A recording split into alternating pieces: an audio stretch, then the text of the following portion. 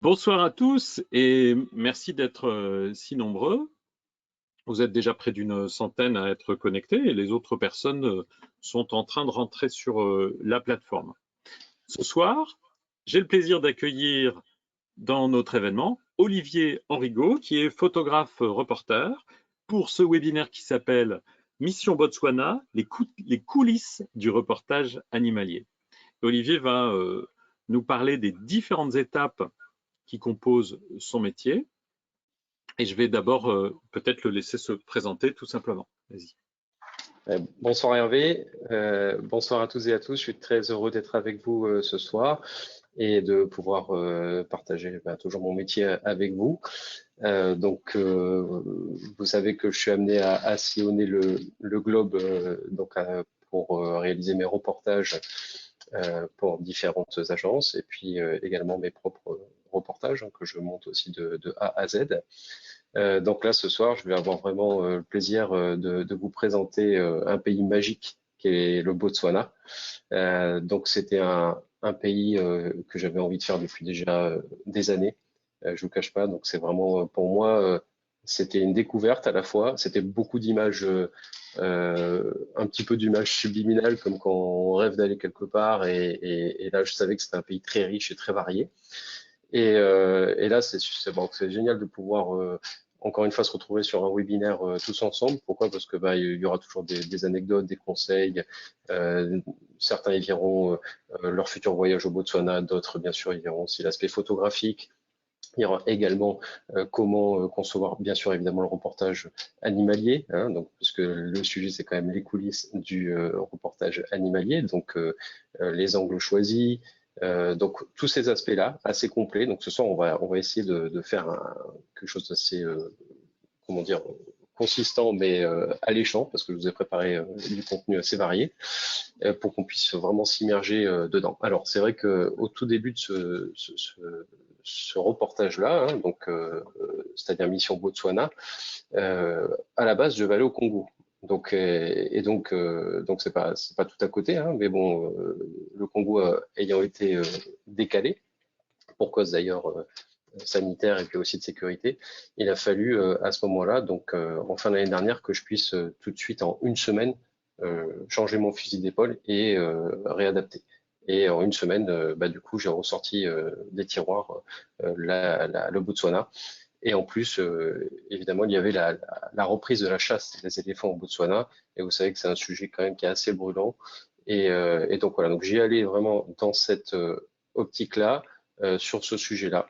Et donc je vais vous en parler un peu plus après. Merci Olivier. Non. Alors ce que je te propose, c'est peut-être de montrer comment les gens peuvent te suivre s'ils veulent, au-delà de ce webinaire, te suivre. Tu voulais partager, je crois, ton compte Insta parce que tu produis quand même beaucoup de choses. Olivier, il est multi-activité. Oui, tout à Voilà. fait. Pour ceux qui veulent, qui souhaitent me suivre ou qui connaissent déjà ma page du coup sur Insta, c'est là où vous verrez bien sûr évidemment le plus d'images, hein. C'est une superbe galerie Instagram. Donc autant évidemment sur les pays chauds dans le Botswana, celui qu'on va parler ce soir, mais aussi les pays un peu plus frais comme l'Arctique, hein, où récemment vous savez que j'ai monté aussi le programme Arctique Interaction, travaillé avec toute une équipe. Et donc voilà, donc si vous voulez me suivre, suivre mes aventures et des sujets environnementaux, parce que vous savez que c'est le cœur de mon métier, du coup, voilà, pour me suivre via Insta, je pense que c'est le plus sympa et sans vous en même donner des millions de supports, celui-là sera parfait, quoi. Voilà. Super. Est-ce que tu veux bien fermer la fenêtre de ton écran? Tac. Alors, Voilà. Maintenant que la majorité des personnes se sont connectées sur notre webinaire, je vais rappeler dans les grandes lignes comment ça se passe. Donc, dans un premier temps, on va avoir la présentation d'Olivier en 3 parties. Qu'est-ce qui se passe avant de partir, pendant le reportage et le tournage, sachant que Olivier fait de la photo et de la vidéo. Et puis ensuite, de retour, eh bien, tout le côté traitement des images collectées. Photos, vidéos, comment il s'y prend, il va nous expliquer tout ça. Donc ça, c'est sa présentation en 3 parties, avant, pendant, après. Et puis ensuite, on fera une toute petite pause de quelques secondes où je vous parlerai des offres spéciales sur les écrans BenQ et sur les produits Calibrite. Il faut bien qu'on mange. Donc, cet événement, il est offert, mais on va parler de deux marques, mais ne vous inquiétez pas, ça ne dure pas longtemps. Et ensuite, on va passer à la session questions-réponses avec Olivier.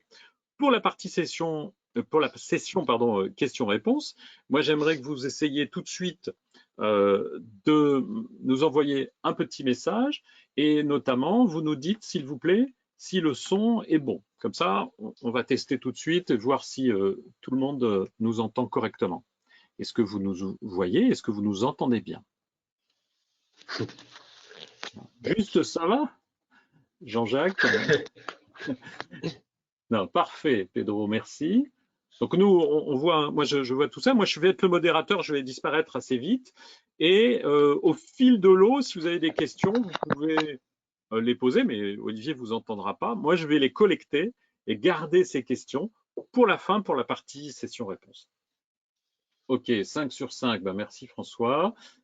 Odile, voilà, vous êtes très nombreux. Il y a des noms de personnes que j'ai déjà croisées, peut-être sur un salon ou autre chose. Donc, eh ben Olivier, on va pouvoir se lancer maintenant.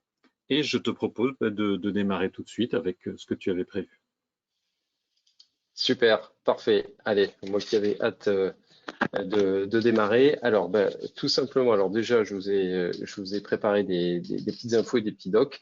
Donc, avant de partir, bien sûr, au Botswana, alors les bonnes nouvelles déjà, c'est qu'il n'y a pas forcément besoin de vaccin en particulier. Vous savez que tous ces gros vaccins, style la fièvre jaune, tout ça et tout, c'est pour certains pays. Le Kenya n'en fait pas partie, le Botswana non plus. Donc le jour où vous voulez aller au Botswana, c'est assez peinard, c'est assez pépère de ce côté-là. Donc ça c'est cool.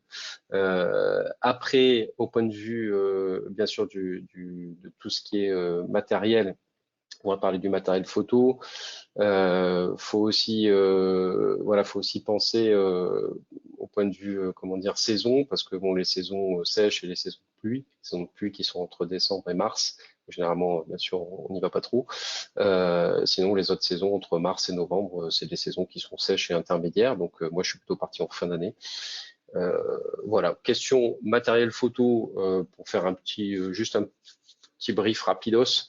Moi, j'étais très content de partir avec un télé qui, bien sûr, qui était sorti, qui s'adaptait sur les Lumix S1R, parce que comme vous savez, je suis ambassadeur Lumix, et donc je suis amené à tester, bien sûr, beaucoup de matériel sur le terrain, voire même aussi bien sûr, des bêtas sur le terrain, directement en avant-première, hein, pour faire des retours par rapport au constructeur et qui fassent des réajustements.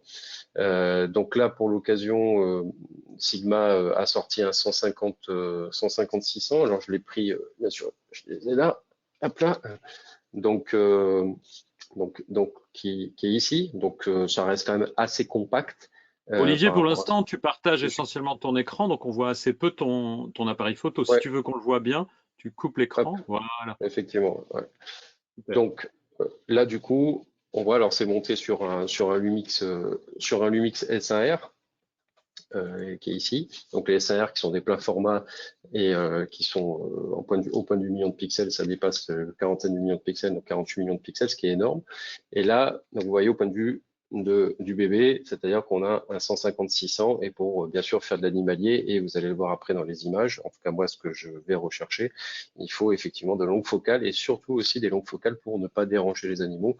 Voilà, qu'on fasse des ours polaires ou des lions ou d'autres animaux, il faut pas perturber, déjà premièrement pour la vie sauvage, et deuxièmement, vous n'aurez pas les moments authentiques que vous pourrez vraiment avoir tout en restant en discrétion. Et ça vous permet bien sûr d'être à distance et d'essayer d'être le plus discret, voire camouflé possible. Donc, téléobjectif, c'est sûr que c'est important. Du coup, Hervé, mais aussi derrière ça, on a les classiques. Et les classiques, évidemment, c'est les 70-200, d'accord? Voilà, donc ça, c'est un peu des passe-partout, hein, 70-200, 70-200 à 2.8. Donc ça marche très très bien. Hop, faut juste préciser que le 150-600, alors je suis pas, bien sûr évidemment, j'ai pas les prix, tous les prix en tête parce que je les teste plus qu'autre chose et je les vends pas. Mais le 150-600 de Sigma est un prix très abordable pour ce genre de télé. Alors on est sur des ouvertures qui sont pas sur des constantes à 2,8 ou à 4, mais qui sont juste au-dessus, sur du 5,6, 5,6,3. Donc c'est tout à fait correct. Et moi, j'ai pu en même temps voir, on va dire sur place, ce qu'allait donner vraiment cette prod avec ce télé Sigma. Donc moi, j'étais très curieux de ça. On n'avait pas jusqu'à présent un télé vraiment pour du plein format Lumix. Et j'étais vraiment en attente de ce type de matériel. Donc il est en tout cas arrivé, il était le bienvenu pour moi. Et donc voilà, donc vous allez voir après par vous-même le rendu. En tout cas, on fera un petit bilan peut-être après. Voilà, sans oublier aussi, Hervé, le fameux 1635 de Ops. Je vais peut-être le mettre comme ça ira beaucoup mieux ou pas. Ouais. Le 1635, le 1635, donc qui est un grand angle chez Lumix, et le 1635 est une ouverture constante à 4, et cette ouverture constante à 4 qui est vraiment très intéressante pour faire des images en basse lumière, de même que le 70-200 qui est à 2,8 aussi. Je ne le rappelle pas trop parce que c'est des classiques, hein, donc je ne vais pas trop m'éterniser là-dessus, mais pour ceux qui veulent s'équiper, un téléobjectif et un grand angle, ça fait très bien l'affaire. Si vous pouvez vous payer un 70-200 en plus, c'est parfait. D'autres optiques, pourquoi pas. Mais en tout cas, avec ça, déjà, ça fait le taf. Et vous verrez le 1635, pourquoi. On va voir dans les images, voilà, juste après. Tu veux Donc, peut-être nous remonter ton ce qu'on écran, fait, puisque on avait exact. vu quelques éléments. On voyait pas Ouais, les ouais. cartes en entier, hein. Il faut que Ouais, ouais, tu nous. carrément. Alors, tout à fait. Donc, question emplacement, le Botswana, c'est l'Afrique du Sud. Alors, comment on y va? Tout simplement, on y va en allant en Afrique du Sud, en atterrissant à Johannesburg. Et de Johannesburg, ici, ou de je pense, ma petite souris, hop, directement, on va aller ici à Maun, vers le delta de l'Okavango, le delta de l'Okavango, qui est bien sûr une zone du Botswana qui est gorgée d'eau et où son niveau d'eau fluctue au fil des saisons. Donc on se retrouve avec plusieurs îlots, mais Est-ce qui que tu dit as moyen de zoomer pour élargir la fenêtre parce que ça fait juste un tout petit bandeau là. pas forcément, Hervé. D'accord, Pas ok. forcément, pas forcément. Donc, du coup, voilà, moi, je voulais vraiment avoir un grand aperçu du Botswana et bien sûr traiter ce sujet sur les éléphants. Donc, ça passait par quoi pour moi? Un reportage assez complet. C'était une quinzaine de jours sur place. J'allais pas rester que sur un site, voilà, comme des fois je le fais sur le Kenya avec le Masai Mara. Mais là, du coup, je me suis dit, allez, je vais sillonner le Botswana. Et là, je suis parti de l'Okavango jusqu'à la terre ancestrale des éléphants, qui sera en face à Chobe, ici. Voilà. Et du coup, je suis descendu. Voilà, j'ai fait cette boucle ici. Voilà. Donc, cette moitié de Botswana finalement. Et donc, je ne suis pas allé sur le désert du Kalahari. Alors, peut-être ça sera un prochain reportage, hein, avec un autre angle, un autre sujet. Mais voilà. Donc, les éléphants, après que je vais retrouver ici. Mais bon. Donc, le delta de l'Okavango. Voilà. Donc, le Botswana, vous voyez, donc il est entouré effectivement. D'un côté, vous avez la Namibie, qui est très connue aussi maintenant. Vous avez le Zimbabwe de l'autre côté, l'Angola, la Zambie, et puis l'Afrique du Sud en dessous. Donc pour y aller au delta de l'Okavango, à l'Okavango, vous avez bien compris, il faut passer par Johannesburg et après directement aller sur un autre aéroport, donc notre avion jusqu'à Maun ici, et après de Maun, vous allez voir comment on s'y rend. Je vous ai fait des petites photos.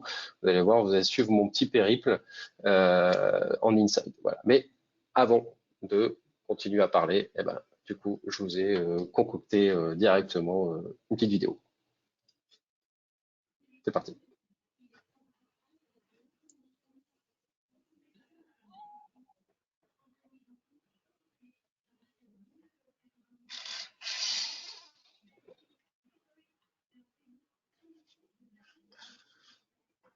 Donc on a la vidéo, mais on n'a pas le son, hein, donc si tu veux parler dessus.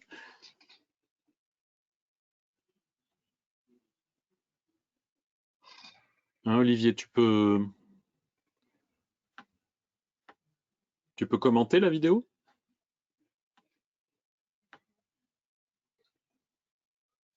Olivier, peux-tu commenter la vidéo, s'il te plaît?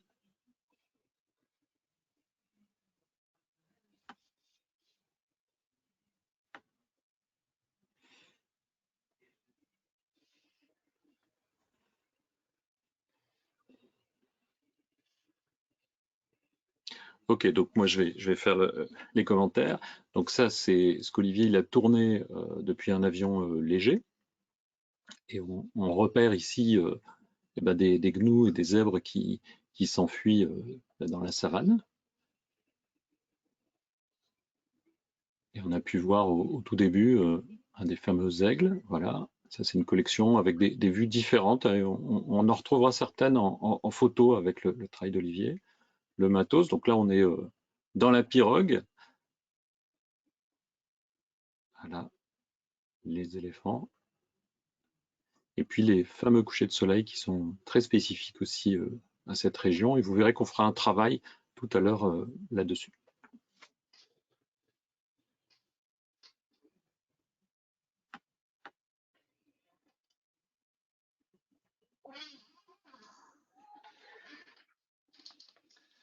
Voilà, donc j'ai pas pu m'empêcher évidemment de prendre des vidéos pendant que j'étais là-bas sur place. Euh, Tac. Olivier, ce qu'il faut savoir, c'est que pendant que se joue la vidéo, on n'a pas de son du tout. OK? Ah, il n'y a pas de souci du tout. Ah, bah, du Non. coup, Donc il c'est faut dommage. que tu commandes dessus la prochaine fois que tu fais une vidéo, parce que sinon c'est un petit peu La prochaine fois, je vous ferai une petite embêtant. chanson en botswanais si vous voulez. Non, non, mais Euh, tu peux tout simplement décrire et parler sur les images, hein.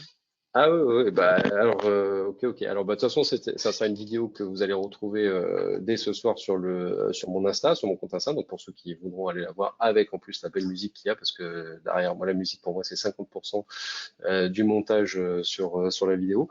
Donc voilà. Donc encore une fois, vous avez vu là plusieurs paysages différents. Et bien, en même temps de mon périple, du coup, bah, j'ai fait des captures, j'ai fait que ce soit avec des GoPro, avec mon smartphone, avec mes boîtiers et tout seul. Donc voilà, pour essayer de ramener bah, le maximum de contenu le plus pertinent possible. Voilà. Alors, en ce qui concerne bah, bien sûr, les passeports, bon, bah là, effectivement, vous imaginez bien que du coup, ça commence à faire pas mal de place. Il n'y a plus beaucoup de place, du moins dans le passeport, mais bon, en tout cas, moi, on était là, donc 15 octobre 21, en passant par l'Afrique du Sud, et j'ai pas pu m'empêcher, Hervé, là, on allait parler de matériel. Ouais. Qu'est-ce qu'on embarque? Mhm. Alors, ces valises-là ne sont pas, je rassure, c'est pas les miennes, hein. C'est pas les miennes, ceci dit, quand je pars comment dire, en plongée sous-marine ou quoi, etc., les caissons, ça commence à s'empiler. Mais là, j'ai croisé des confrères de la BBC sur place, à Maune, et ils allaient tourner aussi un documentaire. Et vous avez vu un peu, c'est assez costaud. Donc, il y en a ben voilà, quoi, qui vont pas avec le dos de la cuillère quand ils se déplacent. C'était assez rigolo, donc je n'ai pas pu m'empêcher de prendre ça. Alors après, comment ça se Je sais passe? que je t'ai déjà posé la question, mais est-ce que tu as moyen d'étirer en largeur les images? Parce qu'elles sont pas très grandes, hein. C'est tout petit. Ce que tu fais apparaître à ton écran, en fait, c'est qu'un tiers de la largeur. On n'a Hop, pas la possibilité d'agrandir? on y arrive, on y arrive. Une seconde. Hop.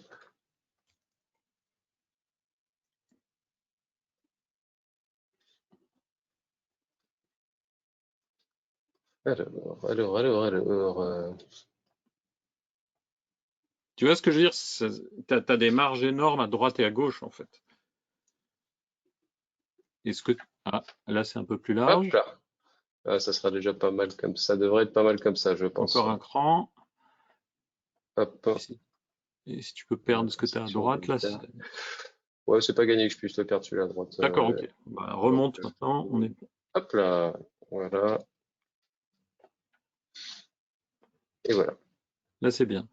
Tac, Donc, on tac. peut revenir. Voilà, tu vois, là, Très du bien. coup, les cartes, Ah, on elles est sont parti. plus lisibles. Voilà. Hop. Ok. Ouais, bah, je peux même essayer d'augmenter encore un peu la donne. Non, mais là, c'est bien, hein, là, on voit. Et effectivement, on Ouais. voit que le gars, c'est BBC Crew, alors que tout à l'heure, on ne pouvait pas le lire, On hein. le voyait pas, ouais. Ouais, ouais. Bon, en tout cas, Vas-y. là, ce qu'on voit surtout, c'est que c'est qu'ils sont assez chargés, les cocos. Donc voilà. Alors, comment je parlais des déplacements, bien sûr, au Botswana. Alors bon, pour l'instant, les déplacements, évidemment, c'est souvent des petits avions. et bien sûr quelques véhicules en 4x4. Bon, il y a aussi évidemment du terrestre, hein, mais vous imaginez bien que pour sillonner toute cette partie du Botswana, évidemment, il a fallu que quand même j'aille de point en point. Donc voilà, et ça veut dire aussi avoir une bonne forme physique, hein, parce que là, avec ce qui allait m'attendre pendant 15 jours, ça allait être assez sportif, hein, donc voilà, donc vous voyez un peu à quoi s'attendre entre bien sûr évidemment la voiture, l'avion, crapahuté.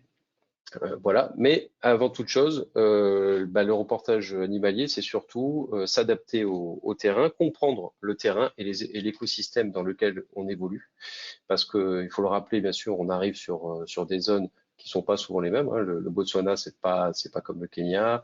Ça peut s'y rapprocher sur certaines zones ou la Tanzanie, mais c'est pas du tout la même chose. À l'Okavango, par exemple, c'est une zone qui est, comme je l'ai dit, qui est gorgée d'eau. Donc là, j'allais plutôt rencontrer un écosystème avec de l'infiniment petit. Donc c'est-à-dire vraiment des petits détails, des petits animaux, là, c'était pas les crossings d'éléphants. J'allais pas m'attendre à ça. C'est un fleuve, l'Okavango, qui est énorme.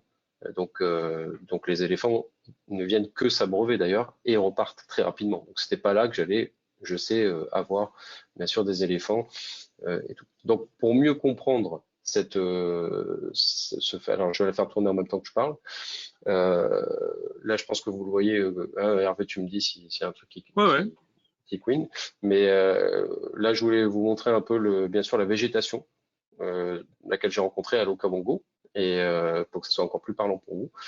Donc, vous voyez, il y a pas mal de nénuphars, une végétation qui est à la fois aussi assez dense. Là, vous voyez que voilà, on peut avoir aussi des plus petits lits de rivière aussi.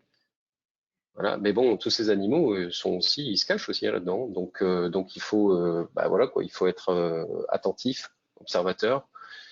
Et donc voilà, donc la zone de l'Okavango, c'est vraiment ce type de végétation-là qui sera complètement à l'opposé de ce qu'on va voir après dans la suite de mon reportage.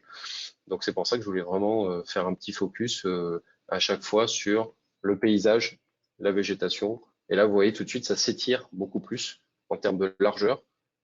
Donc voilà. Et après, on va voir le type évidemment de faune et de flore qu'on va rencontrer.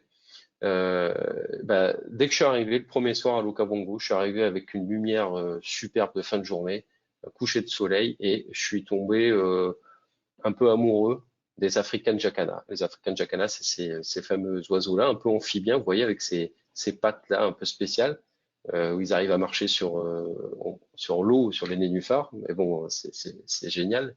C'est un animal qui est pas commun, quoi. Donc African Jacana. Et là, je me suis amusé à travailler avec à la fois les effets, bien sûr, les reflets, les miroirs, euh, et aussi des animaux qui marchent évidemment en couple à chaque fois, avec la femelle qu'on voit là, et puis le mâle, la femelle qui a une couleur un petit peu différente du mâle, qui est un peu plus claire. Et vous voyez un peu ces pattes là, tout ça. Donc il y a une recherche à chaque fois de mise au point, de petites profondeurs de champ. Après, on verra sur quoi je traite, et puis je vous ai préparé une ou deux images brutes pour que voilà, quoi, ceux qui veulent avoir quelques tips ou voir un peu comment je traite mes images, avec plaisir. Et donc là, voilà, plus bien sûr la fin de journée arrivée, évidemment, plus je me retrouve avec une lumière rasante, cette fameuse heure dorée du matin et de fin de journée qu'on adore en photographie. Et donc voilà, et ça vous fait à la fois, ça peut vous faire des ombres chinoises et des couleurs fantastiques. Ça permet de rehausser certains détails aussi. Comme vous voyez là, les tiges, certains nénuphars qui se ferment, hein, vous avez plus beaucoup de lumière. Voilà. Donc, comment est-ce qu'on se déplace sur l'Okavango? On se déplace à la fois en bateau ou en Mokoro. Et on va voir ça après, Hervé, ensemble, hein, tous ensemble. Mhm. Donc là, on voit donc ces différents types de bateaux. Le Botswana, on le rappelle, c'est un pays quand même qui accueille beaucoup de tourisme. Il n'y a pas d'insécurité d'ailleurs en parlant de ça, hein, comme sur d'autres pays un peu plus chauds, quoi, hein. Je parlais du Congo tout à l'heure ou autre chose, c'est pas la même chanson. Là, c'est un pays quand même qui a adopté des règles de tourisme parce que, évidemment, c'est une richesse pour eux et puis ils se développent. Ça reste quand même très authentique. Et cette partie de l'Okavango, vous savez que moi j'adore aller sur ce côté authentique, l'authenticité, c'est un de mes mots d'ailleurs, je pense préféré, parce que ça me parle d'aller au plus près, au plus proche. Et vous allez le voir, le travail avec les guides sur place, que ça soit à l'Okavango ou que ça soit sur Chauvet, c'est complètement différent, quoi. Là, j'allais pas du tout avoir la même faune, les mêmes animaux, et c'est ce que j'attendais, et ça a été splendide, quoi. Donc, on parlait des bateaux, mais on parlait aussi des mokoros. Et les mokoros, eh ben, vous voyez, hop, c'est ces fameuses petites barques, pas barques, mais c'est des canots. Et là, bah, vous retrouvez ce que je vous ai montré tout à l'heure, c'est-à-dire mes boîtiers avec un Lumix SAR, un Lumix S5. Je ne me suis pas trop attardé dessus, mais le S5, c'est le dernier né des Lumix, qui, je trouve, a le meilleur des deux mondes entre le S1R et le S1. Et il a des specs super en photo et en vidéo. Et donc là, bien sûr, le 150-600 avec là directement, je crois que c'est un 24-70. Donc j'avais embarqué aussi un 24-70 et vous voyez un sac avec un sac Gitso qui était très pratique du coup. Et donc je m'en sers d'ailleurs pour poser à chaque fois. Vous voyez là, je pose mon boîtier dessus, tout ça, plus plein de petites choses avec des GoPro, tout ça. Mais au fond, qu'est-ce que j'avais au fond déjà? Vous voyez, directement, j'avais déjà une petite famille d'éléphants qui pointait le bout de son nez. Donc ça, c'était génial, quoi. Donc je me mets à l'eau quasiment et bah, j'ai une famille d'éléphants derrière, quoi. Voilà. Donc ça, c'était génial. Après, en Bokoro, bah, faut faire attention aussi parce que bah, vous pouvez croiser une faune un peu particulière aussi. Et on sait qu'au Botswana, il y a des crocodiles qui sont énormes. Voilà. Et surtout dans l'Okavango. Qu'on voit ou qu'on ne voit pas. C'est assez impressionnant d'ailleurs, Hervé, parce que ce qu'on voit déjà sur le côté sont gigantesques. Mhm. Donc, bon, voilà, faut pas laisser trop traîner les pieds ni les mains, je dirais. Donc voilà, donc celui-là est un beau bébé, hein. Celui-là c'est un beau mâle bien costaud. Je vous ai mis une petite photo aussi pour montrer quand ils se mettent à l'eau, c'est hyper rapide. Voilà, ça c'est un plus jeune, un peu moins costaud. Voilà. Alors, je vous ai mis, enfin, du moins, j'avais essayé qu'on prenne une ou deux photos de moi avec le matos. Bon, quand on part tout seul, des fois, c'est pas évident. Je suis pas un super bon modèle, vous voyez, je ferme les yeux, donc c'est pas top. Mais on va plutôt, voilà, voir un peu comment ça se passe. Et au point de vue, vous voyez, je travaille toujours avec deux boîtiers. Comme je le disais, pour moi, c'est très important de pouvoir switcher rapidement. Mais bon, ça, je le fais depuis la nuit des temps, depuis que je travaillais pour des agences comme Reuters, Getty, EPA, et j'en passe. Donc, qui dit, bien sûr, zone gorgée d'eau, dit hippopotame, dit tous ces animaux, bien sûr, qui vivent dans le milieu aquatique. Et là, bah, tout de suite, déjà, bah, vous voyez, on a l'hippopotame. Alors, je pouvais rentrer un peu plus dans le détail ici, mais moi, j'aime bien garder un peu cette végétation, ce côté de savoir où on est, pour pas que ça soit peut-être un hippopotame, j'en sais rien, moi, de la Tanzanie ou autre chose. Donc là, c'est une végétation derrière qui est vraiment propice à ce qu'on peut trouver dans l'Okavango. Et donc là, ben, je parlais de l'infiniment petit. C'est des c'est des petits organismes. Ben, là, par exemple, les crocodiles, il n'y a pas que les gros, il y a les petits aussi. Donc ça, c'est un bébé crocodile. Et ça, je trouvais ça très, très intéressant de pouvoir l'approcher, de le photographier. Et vous voyez, on peut voir même avec la transparence dans l'eau. Et vous allez voir encore mieux ici, celui-là, directement. Voilà, on arrive on arrive à détecter encore bah, sous son corps, même s'il est immergé. Donc voilà, c'est une image que j'aime bien et qui représente bien, je pense, le monde petit de l'Okavango. Voilà, et puis bien sûr, quelque chose qui est fantastique aussi, Hervé, c'est les oiseaux, parce que qui dit point d'eau, Mhm. dit évidemment les oiseaux. Et là, pour les amoureux des oiseaux et les ornithos, bah, là, il y a de quoi faire. Donc là, donc on a un African Fish Eagle. Donc, confondez pas avec l'américain, avec l'aigle américain, là, c'est vraiment un aigle pêcheur africain. Hein, il y a des particularités bien différentes. Et là, bah, je me suis amusé, bien sûr, à chaque fois le voir décoller, se diriger vers bien sûr, des poissons, vers de la nourriture. Et voilà, je trouve que c'est des photos que j'aime bien parce qu'elles sont vraiment sont très pures, quoi. Et ce décollage, voilà, jusqu'à aller prendre sa proie. C'est pas évident, hein, parce qu'il y a pas mal de, vous voyez, Ouais. de végétation autour pour suivre le sujet en photo, il faut un autofocus qui soit assez véloce. Et donc voilà, donc, du coup, vous voyez de l'envol jusqu'à la prise de la proie. Je trouvais ça intéressant. Plus l'African Jacana, dont je vous ai parlé dès le début. Et là, le petit saut magique. Et ça, c'est vraiment super. Je trouve ça génial. Donc, encore une fois, je sais pas si vous connaissez cet animal, mais c'est super, quoi. Voilà, quoi. C'est vraiment un animal très intéressant qu'on rencontre aussi au Kenya. J'en avais déjà fait quelques-uns au Kenya, mais là, avec ces étendues d'eau et ces nénuphars, eh ben, il y en a vraiment beaucoup, quoi. Donc ça, c'est génial. Et là, voilà, on retrouve cette, ces couleurs qui font bah, voilà, qu'on a une végétation un peu luxuriante à l'Okavango. Et je trouvais ça vraiment très intéressant d'avoir à la fois les couleurs de l'African Jacana, le vert, qui est un vert quand même qui est assez beau, quoi. Et donc là, voilà, encore une fois, il y a une belle lumière. Voilà. Je me permets de t'interrompre un tout Oui, petit peu. bien sûr. Euh, Vas-y, vas-y. Plusieurs personnes demandent la taille des animaux. Tout à l'heure, tu avais donc je sais pas si c'était des alligators ou des crocodiles. Là, les African Jacana, c'est quelle taille Ah, approximativement? c'est petit, hein. Mhm. C'est petit, les African Jacana, ça doit faire, je pense, à vue de nez, j'allais dire ça fait ça, mais ça 20 fait centimètres? peut-être une trentaine, ouais, 20, 30 centimètres, 30? quoi. 20, 30? Ouais, Bon, c'est 30, pas si allez, petit que 20, ça. 30, 20, 20, 20, allez, 20, oui, parce que 20, 20, 30 centimètres, quoi, mais pas plus grand que D'accord. ça, quoi. C'est petit, hein. Je dirais plus, Et plus près de donc, 20 plutôt que 30, hein. Gilles nous indique qu'en français, ce serait une pigargue.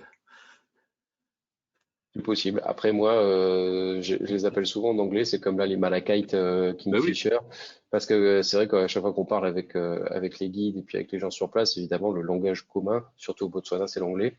Mais ok. évidemment, en français, il y a sa correspondance, c'est sûr. Mais je le connais plus en anglais pour vous dire qu'en français, quoi. Bien Donc, sûr, c'était une des questions qui est posée aussi avec, quand tu interagis avec les gens ou avec les guides. Les gens localement, ils parlent plutôt donc l'anglais. oui, l'anglais, c'est la langue vraiment, comment dire, du pays, quoi. Voilà, quoi, ça c'est sûr.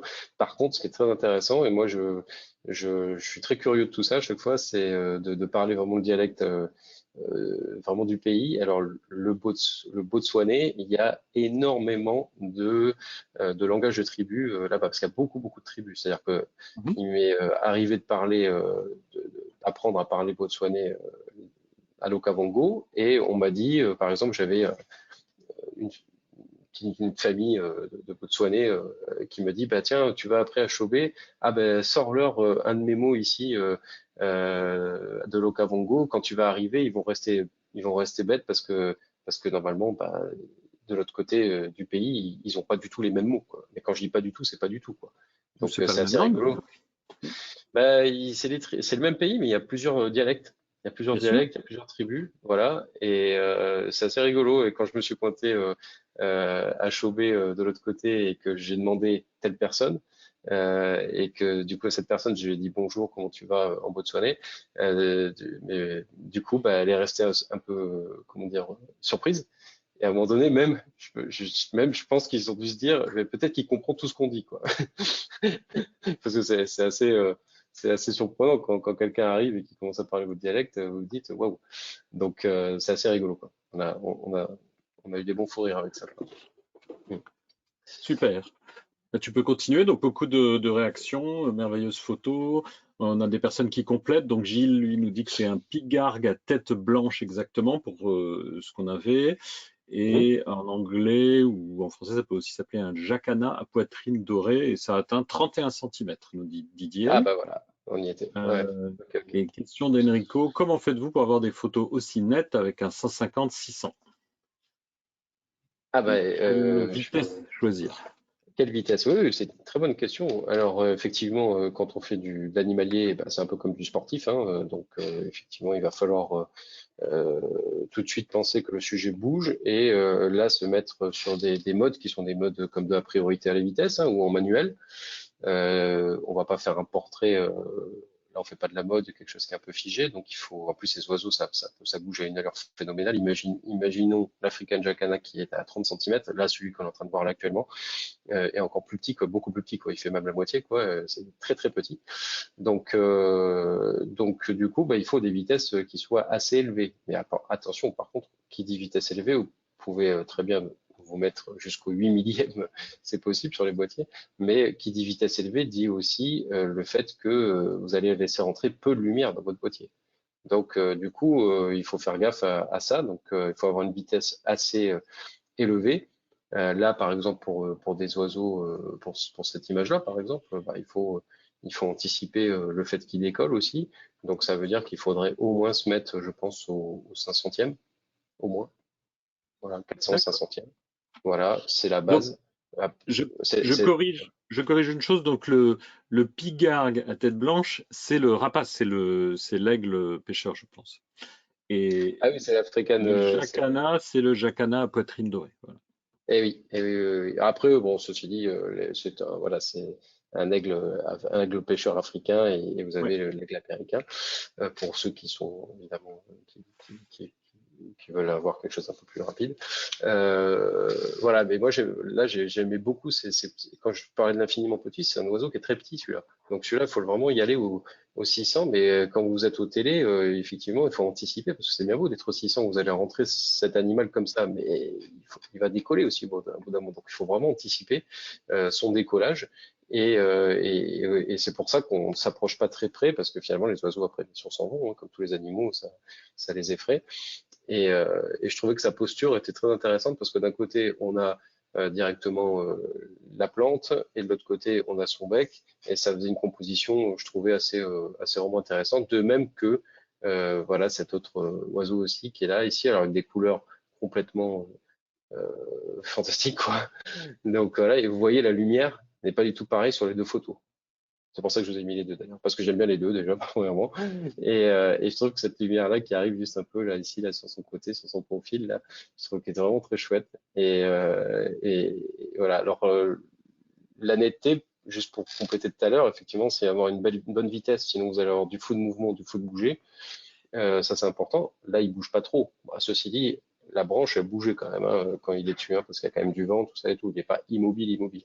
Mais faut quand même prévoir. Donc, plus vous êtes rapide, mieux c'est. Faites gaffe quand même à pas trop être rapide pour pas monter trop dans les ISO non plus. Même si aujourd'hui on peut quand même y aller un peu, faut toujours être un peu équilibré. Pensez à ce qu'on va photographier.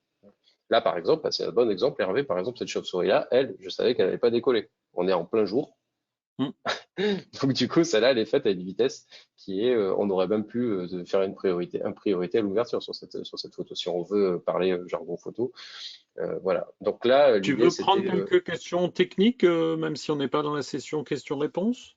ouais, si tu veux, ouais, bien sûr, si bien sûr, on prend, hein, on Une est là pour être question, connecté. c'est est-ce que tu prends souvent en rafale? Ah bah oui, pour les oiseaux, oui, parce que quand ils Voilà. décollent, il faut absolument pouvoir avoir. Et d'ailleurs, vous verrez après, je vous ai montré un passage d'un Africain, d'ailleurs, Fish Eagle. Euh, et, et donc oui, oui, en rafale, pas pour cette chauve-souris-là, mais pour Non. des animaux qui vont vite, bien sûr, oui, quand même, bien sûr, évidemment, ouais, ouais, carrément. Les Et oiseaux, tu les prends à quelle distance? bah, avec un 156 ans, je peux me mettre très loin, hein, donc après, ça Non, peut mais les être photos que tu nous as des, montrées, des- c'était pris à quelle distance en fait? c'est des dizaines de mètres, hein, voilà, D'accord. ça peut être pris à 30, 40 mètres de distance, 50 mètres des fois, quoi, voilà, quoi. Pour te stabiliser, est-ce que tu utilises un trépied ou un Mais c'est pas monopode? encore une fois, il y a pas encore une fois, faut bien penser que là on est sur des ça dépend. Alors là sur les oiseaux c'est une chose, mais c'est pas toujours la même config quoi. Voilà parce que je peux être sur un Bien sûr. bateau, je peux être à terre, c'est pas les mêmes approches quoi. Voilà quoi. Donc Pour te stabiliser, est-ce que tu utilises un trépied ou un monopode ou un autre dispositif? non non là j'étais à la main. Bah, en tout cas le mot d'ordre c'est être mobile et de pas trop se charger quoi. Donc Mhm. c'est vrai que là tout est fait à la main. Et en plus ce qui est très intéressant c'est qu'avec ce nouveau matériel là qui sont un peu plus légers que certains autres télés. Alors c'est sûr qu'il y a des télés à 2.8 qui sont très lourds parce que la confection est très très importante dedans au point de vue des lentilles. Mhm. Donc ça fait que le matériel est beaucoup plus lourd, quoi. Mais peut être beaucoup plus piqué aussi. Alors les images nettes aussi, ça vient aussi du piqué de l'optique aussi, hein. C'est la qualité du capteur, rappelons-le. Donc ça c'est le boîtier Lumix, et aussi à la qualité de l'optique qui est là, telle une optique Sigma Mhm. sur ce 156. C'est quelque chose de global, quoi. Voilà. L'exposition, c'est hyper important parce que c'est ce qui va restituer la bonne lumière de votre sujet, quoi, de ce qu'on est en train de photographier. Bien Donc sûr. voilà. Je te Donc cette propose de chose, continuer avec les photos, hein. complètement, ouais. Donc voilà, cette chauve-souris-là, c'était intéressant parce que bah, là, effectivement, bah, c'est pas commun, quoi, en plein jour. Euh, Là où on change un peu on va changer de zone, on va partir vers Kauai, qui est en dessous du delta de l'Okavango, qui est d'une zone un petit peu plus sèche. Vous voyez tout de suite déjà là avec cette végétation très rasante, et puis des zèbres qui sont géniaux. Vous savez que moi j'adore les zèbres. Il y a des photos où ils sont à l'endroit, à l'envers, ils s'éclatent. C'est de super bons clients. Donc voilà. Et là, jusqu'à ce qu'ils mordent carrément, ils mordent les fesses de l'autre copain, quoi. Donc c'est assez rigolo. Euh, et donc voilà, donc là on se retrouve dans une végétation complètement différente, beaucoup plus sèche, avec un bush là. Voilà. Là c'était pas du tout la même chose d'ailleurs, tout à l'heure vous avez vu. Et là voilà, on va pouvoir croiser des hyènes, d'autres animaux qu'on n'avait pas dans des milieux qui étaient très humides, très gorgés d'eau, quoi, hein. Donc voilà, et là vous voyez le travail sur les couleurs, qui est évidemment très important pour moi. Donc là, on est, voilà, je voulais avoir quelque chose un petit peu plus chaleureux, évidemment, quoi. Donc déjà à la base, c'est déjà propice pour avoir de telles couleurs. Et là, le sujet, je trouve qu'il est bien dégagé au milieu, avec une belle dominante sur des jaunes et puis un peu de vert. Voilà. Donc on suit, voilà, avec tout le monde de la vie, hein, animale, hein. Donc avec la famille, avec les bébés. Euh, donc là, bon, on recroise quelques copains aquatiques. Là, tout à l'heure, on parlait de distance, Hervé, hein, Mhm. on avait des questions, tout ça. Là, on voit que c'est quand même quelque chose d'assez costaud, qui va se mettre à l'eau. Euh, voilà. Et puis évidemment, il y a l'expérience Mokoro. Et l'expérience Mokoro, bah, c'est très intéressant, hein, parce que c'est génial, hein. Là, c'est l'aventure, hein, complètement. Faut savoir Donc c'est aussi des que le petites Botswana, pirogues, c'est en quelle matière ça? bah, c'est quand même du dur, hein. C'est pas de la terre, c'est pas de la, je dis c'est pas de la terre cuite ou quoi, etc. C'est du dur. Alors je sais pas la Ok. matière, hein. Mais là, ce qu'on voit, c'est que du coup, ben, on voit qu'il y a pas mal d'oiseaux qui passent devant moi. Là, du coup, je voulais un peu vous montrer un peu des images back, hein, évidemment, hein. C'est-à-dire là, moi, je suis en train de piloter à la fois ma GoPro avec mon téléphone, où j'ai de la liaison bien sûr en sans fil. Là après, hop, je commence à garder mon équipement sur moi au cas où il se passe quelque chose, que je puisse se dégainer assez rapidement. Donc voilà, donc là on y est en plein dans le Mokoro. Euh, voilà, pour ceux qui voudraient partir au Botswana, c'est quand même un des pays les plus chers en termes de destination, beaucoup plus cher que le Kenya et la Tanzanie. Donc faites attention là-dessus à votre portefeuille, mais ça peut être le voyage d'une vie parce que il y a vraiment des choses fantastiques. Et là, vous voyez euh, bah, directement qu'est-ce qui se passe. Bah, j'ai boum un éléphant qui débouche et là j'étais à l'Okavango. Donc très peu de chance quand même de croiser des éléphants sur cette zone-là.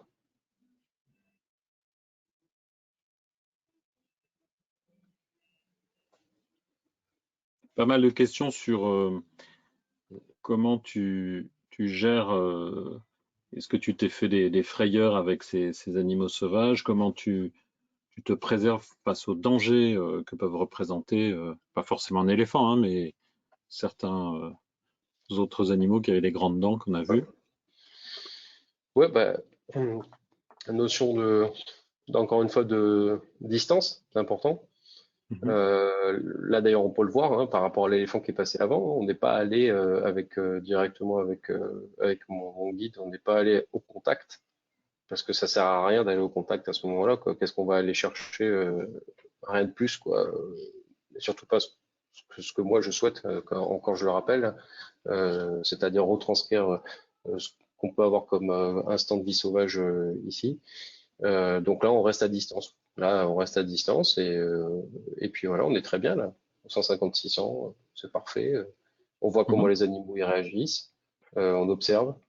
Avec l'expérience aussi, effectivement, ça m'est arrivé souvent d'avoir des rencontres avec des éléphants, voire même avoir un crossing d'éléphants devant moi aussi avec une maman éléphant et ses petits.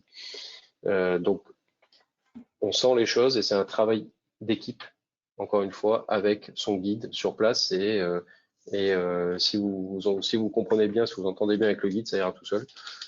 Faut pas faire n'importe quoi parce que, bah, effectivement, les animaux, bah, ils ont un instinct aussi derrière de survie et de prédation. Et, euh, et donc là, par exemple, celui qu'on va voir arriver, bah, c'est sûr qu'il faut pas, il faudrait pas trop s'en approcher, voire descendre d'un véhicule à ce moment-là. Donc voilà, donc distance et respect de la vie sauvage et tout se passera bien, quoi. Voilà, quoi. Beaucoup de personnes, là, il y en a au moins plusieurs, en tout cas, il y en a plusieurs, qui disent oui, mais tout ça, là, c'est des animaux de taille importante, mais il doit y avoir plein de moustiques aussi. Ça, Ah tu oui, fais oui, comment? oui. Oui, oui, c'est vrai, c'est vrai. C'est vrai qu'il y a des moustiques. C'est vrai qu'il y a des moustiques. Alors c'est pas le Kenya, effectivement, où il y en a pas parce qu'on est en altitude. Là, par contre, oui, prenez vos anti-moustiques. En tout cas, il y en a souvent qui sont prévus quand vous arrivez chez les habitants ou dans vos lodges. Mhm. Donc oui, oui, moustiques. Et puis là, bah, tenues, c'est des tenues. Alors moi, j'avais des tenues un peu à la Indiana Jones. Mais sinon, des pantalons, voilà quoi, pas trop épais, tout ça, pour prévoir effectivement ce côté un peu moustique. C'est vrai que le moustique, sont pas très sympas au Botswana, quoi. Ouais. Vas-y, je te Donc laisse là, continuer, hein. là du coup, on suit avec. Bah là, je vous ai mis ces deux images exprès parce que là, on a une image beaucoup plus, vous voyez, beaucoup plus de face, quoi. Donc ça en impose, quoi, ça c'est sûr. Et là, bah, c'est un cadrage différent. Cadrage que j'aime bien, hein, qui est vraiment qui ressemble à ceux qui me connaissent à ce que je fais souvent. L'œil du loup, c'est un peu le même style. Voilà quoi. Donc voilà, j'aime bien moi ça. Puis il y a des fuites un peu là sur le côté ici, là c'est très, je trouve que c'est joli. Donc ça j'aime bien. Et après évidemment, il y a des paysages. Eh oui, parce que Hervé, là, dès qu'on arrive, là, je suis arrivé pour le coup, à Chauvet. Donc là, on a traversé de l'ouest à l'est, d'accord? Mhm. Et là, bah, du coup, j'arrive à Chauvet avec ce super paysage. Et encore une fois, avec un soleil couchant magnifique. Donc du coup, bah voilà, je peux pas m'empêcher. Et là, et par la même occasion, la nuit, eh ben, je tombe sur une chasse de lionnes. Voilà, fantastique. Donc, donc là, pour la petite info, c'est une image qui a été faite à 12 800 ISO, ce qui est quand même très élevé. Et vous voyez, au point de vue du rendu, on n'a pas du tout d'une image qui est pixelisée ou voilà ou qui est dégradée. Et ça, c'était génial aussi pour tester aussi bah, le matériel avec lequel j'étais parti aussi pour tester, quoi, parce que souvent, bah, ça peut m'arriver aussi d'avoir des mauvaises surprises. Euh, donc voilà, donc là, je suis plutôt agréablement surpris. Et cette chasse de lionnes la nuit, ça arrive pas souvent, quoi. Ça arrive pas souvent. Et puis l'accès, des fois, souvent la nuit, n'est pas autorisé. Là, sur la zone où on était autorisé. Alors, c'était pas à Choubet cette photo. Cette photo, elle a été faite sur Murémy, sur Kouai. Donc du coup, là, c'est juste une petite photo que je vous ai mis en interlude, quoi, entre deux. Et là, on va repartir sur Chauvet, par contre. Donc voilà. Et là, Chauvet, bah, là, du coup, on voit qu'on est sur des paysages qui sont évidemment complètement secs. Donc là, on est parti de l'Okavango où c'était hyper gorgé d'eau, et là, tout de suite, on passe à Chauvet où c'est complètement aride, quoi. Donc même si on a un fleuve à côté, tout ça, bah voilà, c'est pas la même. Là, du tout, on sait plus du tout la même chanson, le même paysage. Donc voilà, après, on retrouve des personnages emblématiques qui ont certainement marqué au niveau cinématographique. Donc là, par exemple, Hervé, je ne sais pas si tu as reconnu ou si tu es un grand fan du Roi Lion comme moi, mais là, donc on a le petit oiseau qui est Zazu dans le Roi Lion. Mhm. On le voit mieux là, on le reconnaît mieux là que là, par exemple, parce que là, je l'aurais peut-être mis comme ça, on l'aurait peut-être pas reconnu, mais là, c'est une posture qu'il a souvent. Donc c'est très rigolo. Et là, ben, on parlait d'infiniment petit. Là, l'idée, évidemment, c'est de pouvoir capter ce qu'il est en train de faire, c'est-à-dire qu'il creuse dans la terre, pour soulever sa nourriture, la jeter en l'air et hop, du coup, la manger. Mhm. C'est quoi ce qu'il Donc mange? voilà, C'est des fourmis? petite araignée, Ah, mini, d'accord. ouais. La photo des lionnes, c'était en déclenchement silencieux et c'était avec ou sans flash? Alors il y avait de la lumière au point de vue au point de vue il y avait la lumière entre la lumière d'un véhicule et une torche aussi. Voilà. D'accord. Parce que pour avoir une lumière comme ça sur un animal de nuit, c'est impossible avec un flash. Ah Impossible. oui. C'est-à-dire c'est impossible. Le rendu ne peut pas être aussi doux. Avec un flash, il serait très violent. Voilà. Tandis Oh qu'avec putain. une torche, ça fait une lumière un petit peu plus diffuse, un petit peu Mhm. plus. Ouais. Et voilà. Donc là, il n'y a pas de solution, il n'y a pas de secret à part de faire des photos en infrarouge qui existent, hein, évidemment, pour ceux qui vont souvent à Montillon-d'Air, et on en parlera après. Il y a souvent ce genre de matériel proposé pour faire des photos de nuit, euh, voilà, quoi, pour montrer la vie nocturne de la vie sauvage. Donc là, bah, du coup, j'ai aussi un petit comité d'accueil sympathique, hein, parce que bah, du coup, je croise cette famille de petits zèbres. Et après, bah, évidemment, j'ai pu réaliser des images aériennes. Donc j'ai fait deux vols sur un petit coucou, sur un petit hélicoptère. On va le voir après. Euh, voilà, donc c'est des petites rotations, hein. C'est pas des grosses rotations. Mais là, vous voyez tout de suite, boum, donc l'éléphant qui est lui perdu dans cette immensité avec ces zones d'eau et tout. Donc ça, c'est une image qui a été fait vers l'Okavango plutôt. Et là, du coup, voilà, vous voyez directement avec le pilote, mon guide directement l'hélico, la petite bicoque là qui est là, très pratique pour faire de la photo aérienne, comme on travaille en porte ouverte. Et donc après, bah voilà, bah là vous pouvez voir, bien sûr, bah, pour ceux qui connaissent pas, comment comment on vit au Botswana, quels sont les logements, comment ça se passe. Bon, bah voilà, bon, c'est très rustique, hein, évidemment.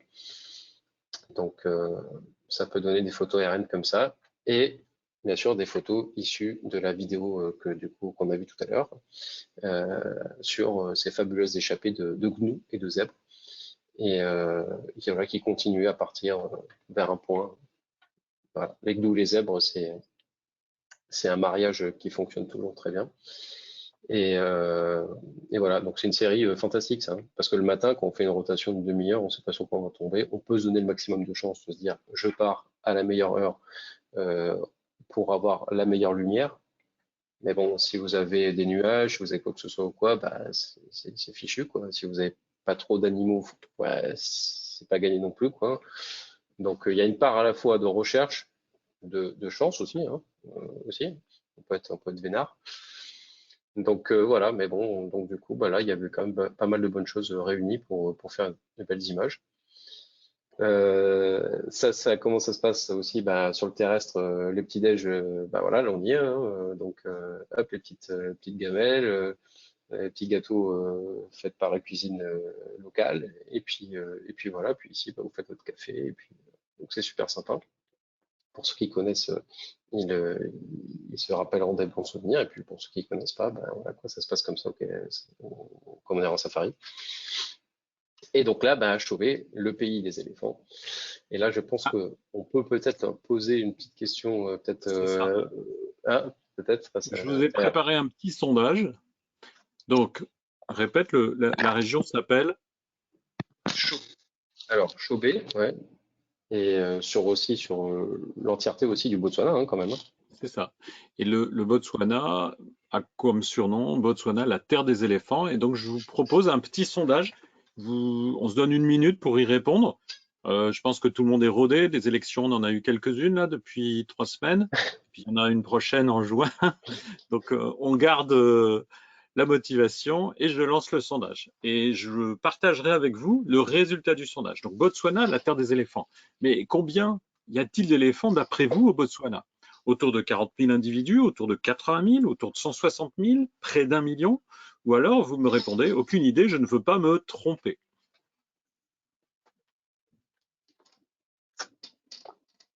Donc je vous laisse un peu de temps.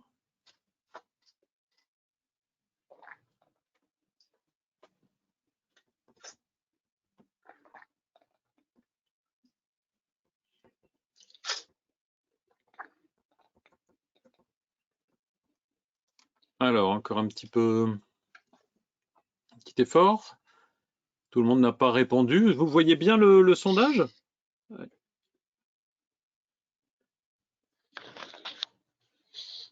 Ok, je vais le fermer dans quelques instants.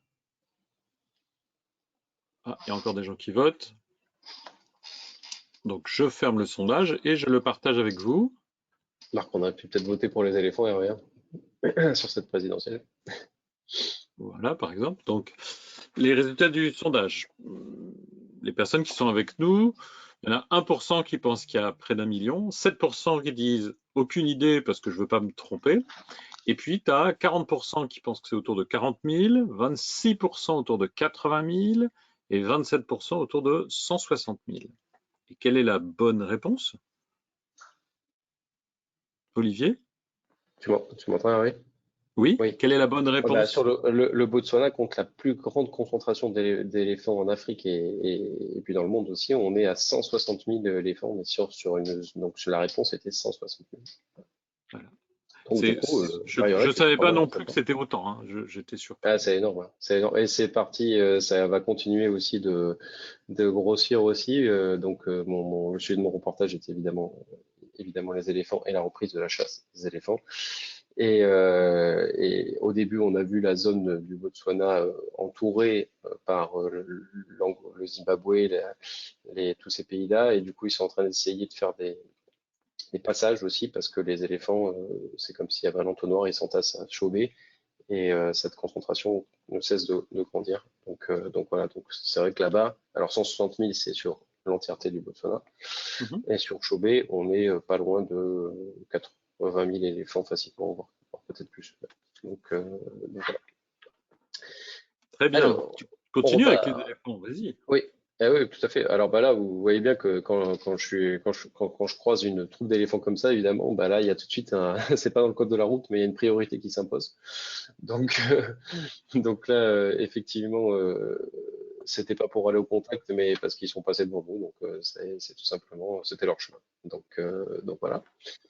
Et après, évidemment, comme à Chauvet, il y a aussi des points d'eau, pardon, ça donne toujours matière à faire des images très intéressantes avec des familles qui viennent directement boire ensemble. Et ça, c'est génial parce que c'est vraiment des photos splendides. Et vous voyez, il y a beaucoup de contrastes différents. Il y a des noirs, il y a des reflets. C'est génial, quoi. Et après, en termes d'editing, on peut s'amuser à faire plein de choses. Donc voilà, vous voyez autant sur des plans larges que des plans serrés. Voilà. On parlait des oiseaux, ben on retrouve, bien sûr, évidemment, dans tout le Botswana, nos African Fish Eagles, et là qui sont en décollage. Et là, ici, ben, directement, je vous parlais tout à l'heure, on parlait de rafale tout à l'heure, Hervé, tu avais des questions Mhm. là-dessus. C'est ça. Ben là, par exemple, hop, là, voilà, c'est un bon exemple de rafale jusqu'à avoir cette dernière photo de l'envolée de cet African Fish Eagle. Et vous voyez, après, j'aurais pu cadrer jusque dans l'aigle, hein, il n'y a pas de problème. Mais moi, l'idée, c'est quand même de garder quand même un peu de composite ici, euh, qui laisse deviner que bah, derrière, on a des arbres, on a une végétation. Ça compose l'image, quoi. Voilà, quoi. Plus, évidemment, cette branche, tout ça. Donc, donc voilà. Plus là, bah, on a une belle patrouille de pélicans. Donc ça, c'est très intéressant. Encore une fois, une belle variété d'animaux. Donc voilà. Et les crossings d'éléphants. Parce qu'évidemment, comme on en a à perte de vue, à Chauvet, eh ben, c'est toujours chouette. Alors là, on a une lumière qui est une lumière dans la journée qui est beaucoup plus dure. Vous le voyez sur les photos, c'est pas le même rendu que tout à l'heure. Tout à l'heure, même sur la photo où ils étaient en train de boire, il y a une lumière qui est un peu mieux, quoi, qui est un peu plus rasante, comme je disais tout à l'heure, fin de journée. Là, on est sur une lumière de midi, quoi. Donc là, c'est très dur, quoi. Ça tape. Donc là, je dirais que idéalement, j'aurais pu même vous proposer même des séries en noir et blanc. Alors, elles arriveront peut-être, hein, je les mettrai sur mon shop prochainement, je pense, parce que je suis en train déjà de faire une ou deux là. Et là, ça fonctionne très très bien parce que vous voyez le contraste qu'on a entre les noirs, les clairs, tout ça et tout. Donc là, une photo en noir et blanc va vraiment faire vraiment bien son affaire. Mais je vous la montre quand même en couleur parce qu'elles sont sympas aussi. Et ouais, vous voyez toujours les petits, la famille, avec la sortie de ce crossing. Voilà. Du coup, bah là, on est sur d'autres zones, alors sur d'autres animaux. Donc là, du coup, Hervé, on est avec les léopards, hein. Et là, on voit Mhm. que super avec sa superbe jupe, tac, achetée. Voilà. Et puis on avance, et puis bien sûr, évidemment, les familles, les bébés girafes aussi, c'est splendide aussi. Et puis après, ben, on verra dans l'editing d'une photo après, on va voir un peu, je vous ai mis une ou deux photos de côté, dont une avec les girafes et puis ces oiseaux-là qui sont Alors, ben, on pourrait demander qui connaît comment s'appellent ces oiseaux-là? Parce que ces oiseaux-là, c'est intéressant parce que le 150-600, c'est un télé. On peut faire du paysage aussi, par exemple. Mais moi, ce qui me plaît, c'est d'avoir cette double possibilité. Donc là, j'ai une photo qui peut être faite au 150, par exemple, de loin, et tout d'un coup, poum, au 600. Je vais aller m'amuser, aller chercher quelque chose de beaucoup plus près. Mhm. Et ça serait intéressant de savoir si il y en a qui connaissent le nom de ces petits oiseaux-là, en question là. Donc, Big je sais pas. Buff, pour beaucoup C'est de personnes. c'est ça. C'est ça. C'est les pics-bœufs. Donc, ces pics-bœufs-là qui cohabitent finalement avec Mhm. pas mal d'animaux, les girafes, les buffles, les gazelles, même hein, des fois, qui nettoient, qui enlèvent des parasites, voilà, c'est un échange de bons procédés entre eux deux. Et là, vous voyez, jusqu'au 600. Et c'est ça, Hervé, que je voulais un peu montrer à tout le monde aussi, c'est que bah, moi j'aime bien, comment dire, avoir plusieurs angles d'approche, quoi. Et là, je trouve que dans les détails, c'était super intéressant de montrer, vous voyez, tout ce travail. Le pic-bœuf qui est là, qu'on voit qui essaye vraiment d'enlever quelque chose du coup à la girafe sur le coup. Et voilà. Après, là, on retrouve bien sûr l'image, notre image du coup de notre image phare, notre binaire, donc qui est la famille d'éléphants avec ce ciel orangé. Voilà. Et on pourra en parler de ce ciel orangé aussi, hein, parce que suivant l'espace colorimétrique sur lequel vous travaillez chez vous, sur votre poste de travail, vous n'aurez pas toujours les mêmes possibilités d'editing. Et autant vous donner le maximum de chances, évidemment, déjà de réussir vos post-traitements, de vous amuser, parce que la photo, bon, bien sûr, ça reste toujours un plaisir, hein, c'est clair. Et donc là, vous voyez, ces lumières un petit peu de fin de journée, elles vont jusque dans les pieds, dans l'eau, dans la trompe du bébé éléphant, qui lui, pour aller du coup boire un coup, il est obligé quasiment d'y aller, de dépasser jusqu'à sa tête quasiment. Vous voyez, ça c'est super intéressant, là, toutes ces lignes-là. Donc je trouvais cette photo très très rigolote. Ça c'est un bébé qui est né il y a pas longtemps, hein, en parlant de ça. Donc voilà, et la finalité bien sûr aussi de ce reportage, c'était de pouvoir proposer au public de Montée-en-Der aussi, bien sûr, ces images du Botswana sur cette année 2021. Et donc là, avec l'UMIX, du coup, j'ai dû Montier, c'est novembre, Hervé, Mhm. début mi-novembre. Et là, c'était mon voyage au Botswana, c'est fin octobre, donc je vous laisse vous imaginer, ça laisse quand même très peu de temps pour pouvoir faire un très bel editing, quelque chose de très très précis, si on veut vraiment le proposer en tirage de photographie d'art. Mais bon, du coup, j'ai réussi à faire les traitements que je souhaitais et on a pu les proposer en print, hein, en tirage sur Dibon, en alu Dibon. Et donc là, vous voyez bien sûr du coup le stand Lumix avec du coup des tirages qui sont là, avec bien sûr vous reconnaissez ici l'African Fish Eagle, l'image que vous avez vue, le crocodile, l'hippopotame et évidemment mon petit en vert, c'est comme des events comme le salon de la photo, c'est comme notre webinaire qu'on fait là ce soir, bon, sauf que évidemment on n'est pas en physique, mais au moins on a les messages, on a les réactions de tout le monde. Bah évidemment c'est beaucoup de partage et beaucoup de fou rire aussi, ça c'est sûr, mais beaucoup de partage et voilà donc ouais voilà beaucoup de questions quoi, beaucoup de questions pour pouvoir toujours essayer de faire les meilleures photos quoi. Alors, les questions qu'on a maintenant, c'est plus justement, mais comment tu procèdes au niveau du traitement et de l'editing. Et c'est la troisième partie. Je suis conscient, il est 19h05, donc il ne faut pas qu'on traîne trop. On se donne maximum 10 minutes pour parler de Hum. l'editing. Si tu peux nous donner un exemple. Donc là, tu viens de basculer Bien sûr. dans Lightroom. Dans Lightroom, voilà, tout à fait, ouais. Donc moi, de toute façon, j'utilise essentiellement Lightroom et DxO, les softs de DxO. Donc on va voir assez rapidement. Donc là, du coup, qu'est-ce que j'ai fait? J'ai quelques images brutes là, et donc du coup, je voulais prendre vraiment quelques exemples. Alors moi, j'aime bien les illustrations. Par exemple, là, le Mokoro de Do, je trouvais ça vraiment intéressant. Alors, comment ça se passe? Alors, lui, déjà, à la base, il va vous proposer, si vous lui mettez un auto, quelque chose dans ce goût-là, mais bon, moi, je m'assure évidemment l'auto, je m'y attache pas du tout et tout. Je fais vraiment en fonction de ce que moi, j'ai envie de donner comme esprit. Là, on est parti, on va voir d'une base et on va essayer de lui apporter un peu de chaleur, un peu de couleur, une ambiance un peu, quoi. Voilà, quoi, pour pas que ça soit trop plat. Parce que dites-vous bien aussi quelque chose, c'est que vous faites vos photos, vous les réussissez, mais après, moi je dirais que la meilleure prise de vue, c'est celle qui se fait un peu d'une manière avec une couleur très neutre, un peu comme un Vlog, hein. D'ailleurs, c'est sur le mix, ils ont un espace colorimétrique qui est flat, qui est un peu comme le Vlog en vidéo. Et après, ça vous donne libre cours après d'appliquer toutes les couleurs que vous voulez derrière quasiment. Ça vous laisse un champ libre, super. C'est-à-dire qu'en gros, Hervé, c'est juste important pour pas que je rentre trop là tout de suite dans l'editing, d'expliquer qu'il y a des espaces colorimétriques sur les appareils photo, en photo et comme en vidéo, mais là on est en photo, qui sont par exemple des profils qui sont plus chauds, des profils qui sont peut-être un peu plus froids, plus contrastés. Si vous choisissez ces profils-là, c'est un peu comme si on vous donnait une direction déjà et que vous ne pouviez pas trop en déroger après par la suite. Vous allez avoir beaucoup de mal si vous allez vers un espace colorimétrique très coloré, très contrasté. Ça va être très dur après de décontraster tout ça.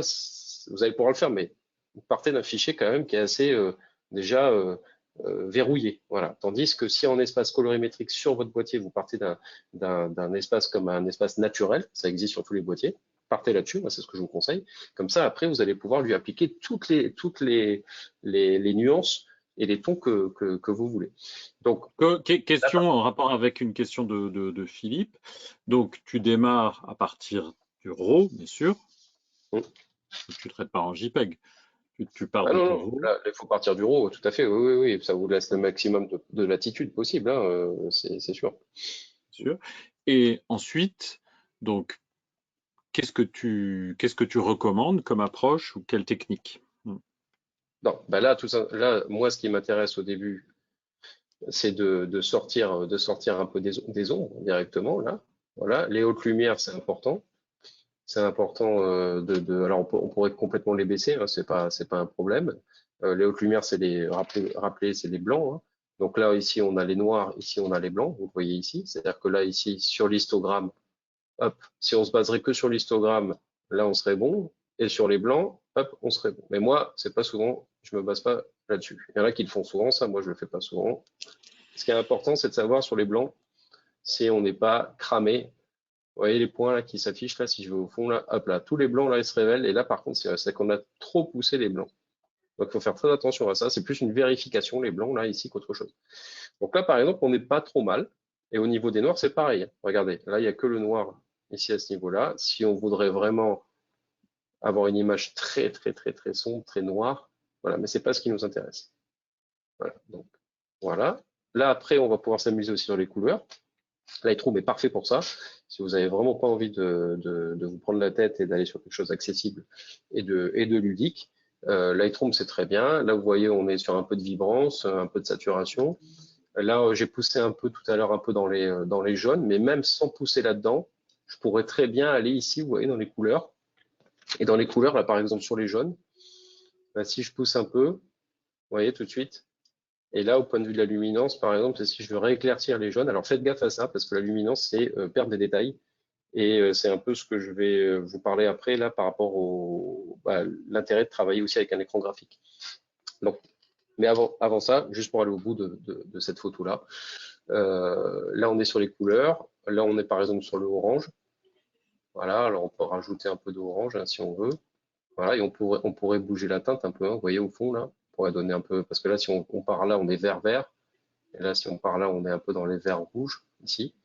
Et ce qui est très intéressant, c'est cet aspect aussi là de couleurs que Lightroom a développé et et qui se faisait beaucoup dans Photoshop avant. C'est les couleurs qui peuvent être complémentaires ici. C'est-à-dire que là, par exemple, je peux lui mettre, par exemple, lui dire que dans les tons clairs, ça va être plus dans les bleus, ou alors je peux mettre des tons clairs dans les jaunes. Et les ombres, je vais les mettre dans les couleurs plus dans les bleus ou dans les violets. Vous voyez? Donc c'est des couleurs qui sont complémentaires, bleu et jaune. Donc automatiquement, alors là, c'est peut-être un petit peu saturé, peut-être là c'est bon. Là, vous voyez, j'ai enlevé la vibrance et j'ai laissé comme ça.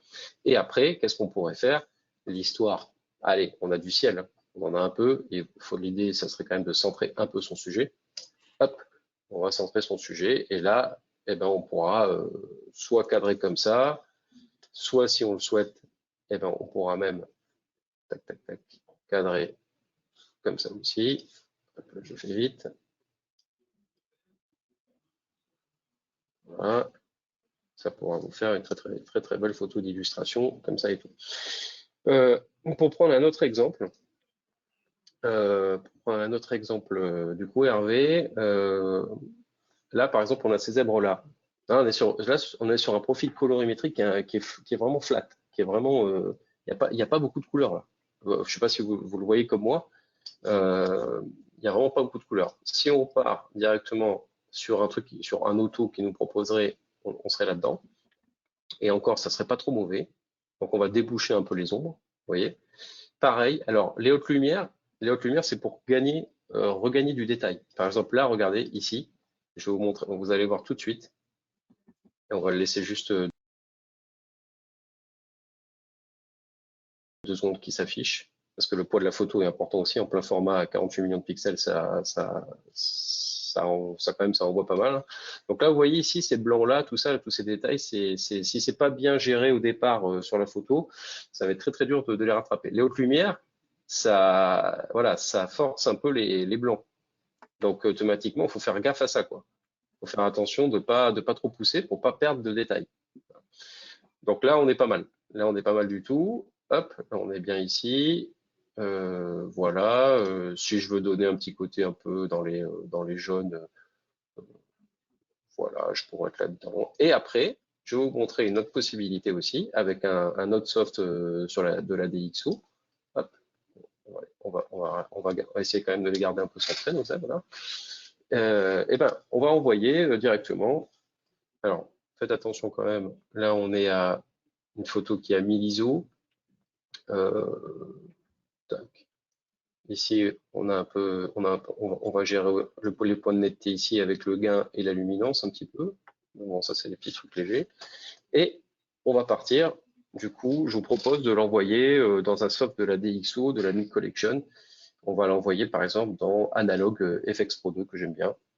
Et donc là, par exemple, il nous demande si on veut travailler en sRVB ou en Adobe RVB. Nous, on va mettre Adobe RVB.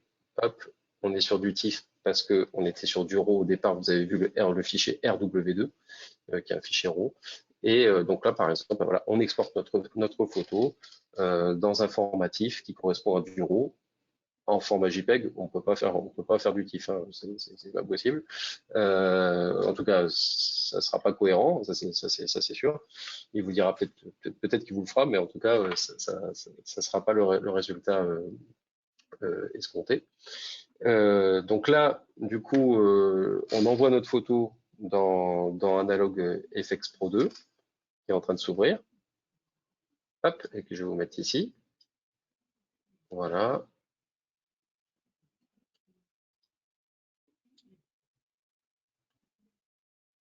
Et là, on va voir que bah, directement, on va avoir quelques propositions qui vont nous être faites. Hop là. C'est des propositions de simulation de pellicule, c'est ça? Ouais, c'est un peu comme des. Alors, il y en a qui appellent ça des loots, il y en a qui appellent ça des. Tout ça, c'est un peu des presets, quoi, que vous connaissez tous, hein, sur Lightroom, tout ça. Mais bon, moi, après, je vous dis un peu ce que j'aime bien, C'est tout ce petit qui là, on voit fonctionne. pratiquement rien, Vraiment. Olivier, hein. Ouais, ouais, complètement. Je vais l'agrandir. Donc là, je prends un. Alors, il y a des choses qui sont complètement, bien sûr, évidemment, très criardes. Hein, ça, c'est pas trop mon style. Voilà, on va aller vers. Je vais vous montrer quelques exemples. Des exemples déjà tout préparés, qu'ils ont déjà tout proposé. Hein, donc après, on peut, on peut peaufiner tout ça. Moi, après, je vais vous montrer. Hein, j'en ai quelques-uns qui sont personnalisés. Mais surtout, l'idée, c'est de vous montrer qu'en quelques clics, assez rapidement, ben, on peut obtenir quelque chose de très joli et avec une ambiance complètement différente de ce qu'on avait au début. Et surtout ça, regardez, par exemple, là je sais pas Hervé si vous voyez bien Si, si, on ce voit qui que ça est là. change. Et là, vous voyez avant, après, ok? Alors, on y va, avant, après. Donc, on a regagné un petit peu en termes de lumière et de couleur, d'accord? Voilà, alors, tac, si on prend un autre exemple rapidement, tac, tac, tac. Alors, qu'est-ce que je pourrais aller prendre un peu de différent comme ça au moins ça change un peu. Tac.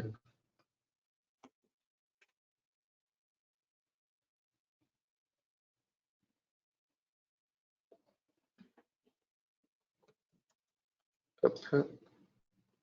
Alors c'est sûr que les zèbres, si vous voulez vous amuser, c'est le noir et blanc aussi, hein. Donc allez sur du Silver FX aussi Pro. Pareil, c'est du soft de la Nick Collection aussi. Ça fonctionne très bien.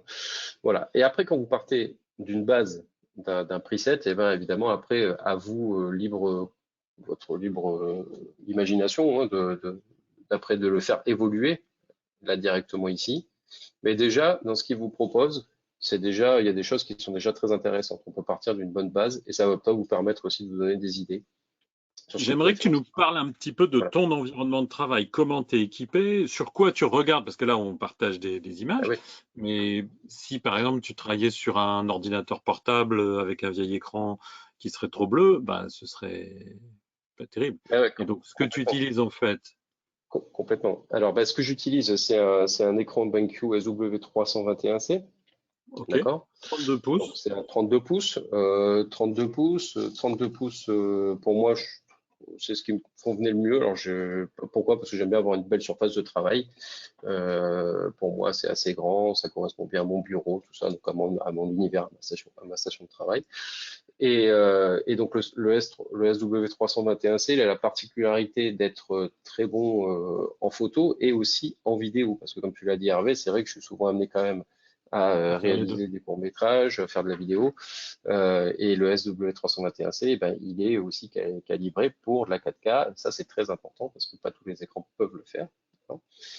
Et aujourd'hui, il faut bien se le dire quand même, la 4K est rentrée dans les mœurs de nos foyers, de nos appareils.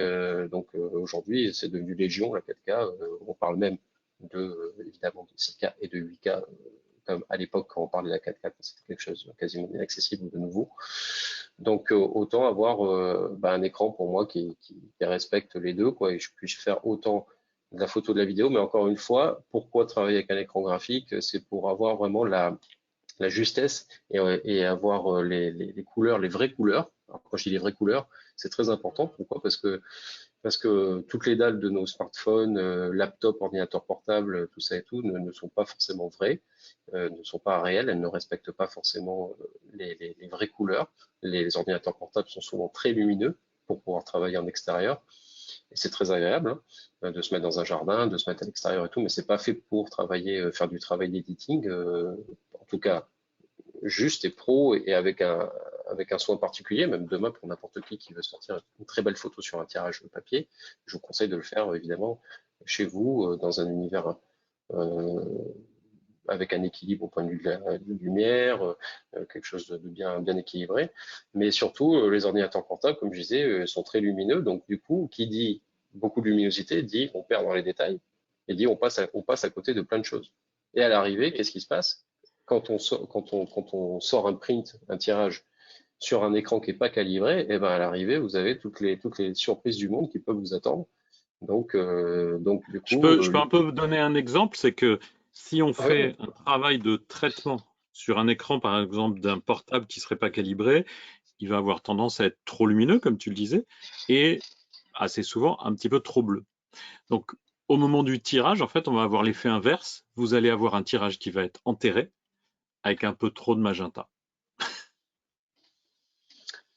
par exemple. Parce que si voilà. votre écran est trop bleu, ça donne ça. Je crois que tu avais préparé quelque chose pour montrer les espaces de couleurs. Ouais, alors, bah, tout simplement, Tu veux nous les pour montrer moi, Voilà, d'accord. ouais, ouais, complètement. Ouais. C'est pour moi ce qui me parle le plus, comme n'importe quel utilisateur, je mets toujours à la place de tout le monde.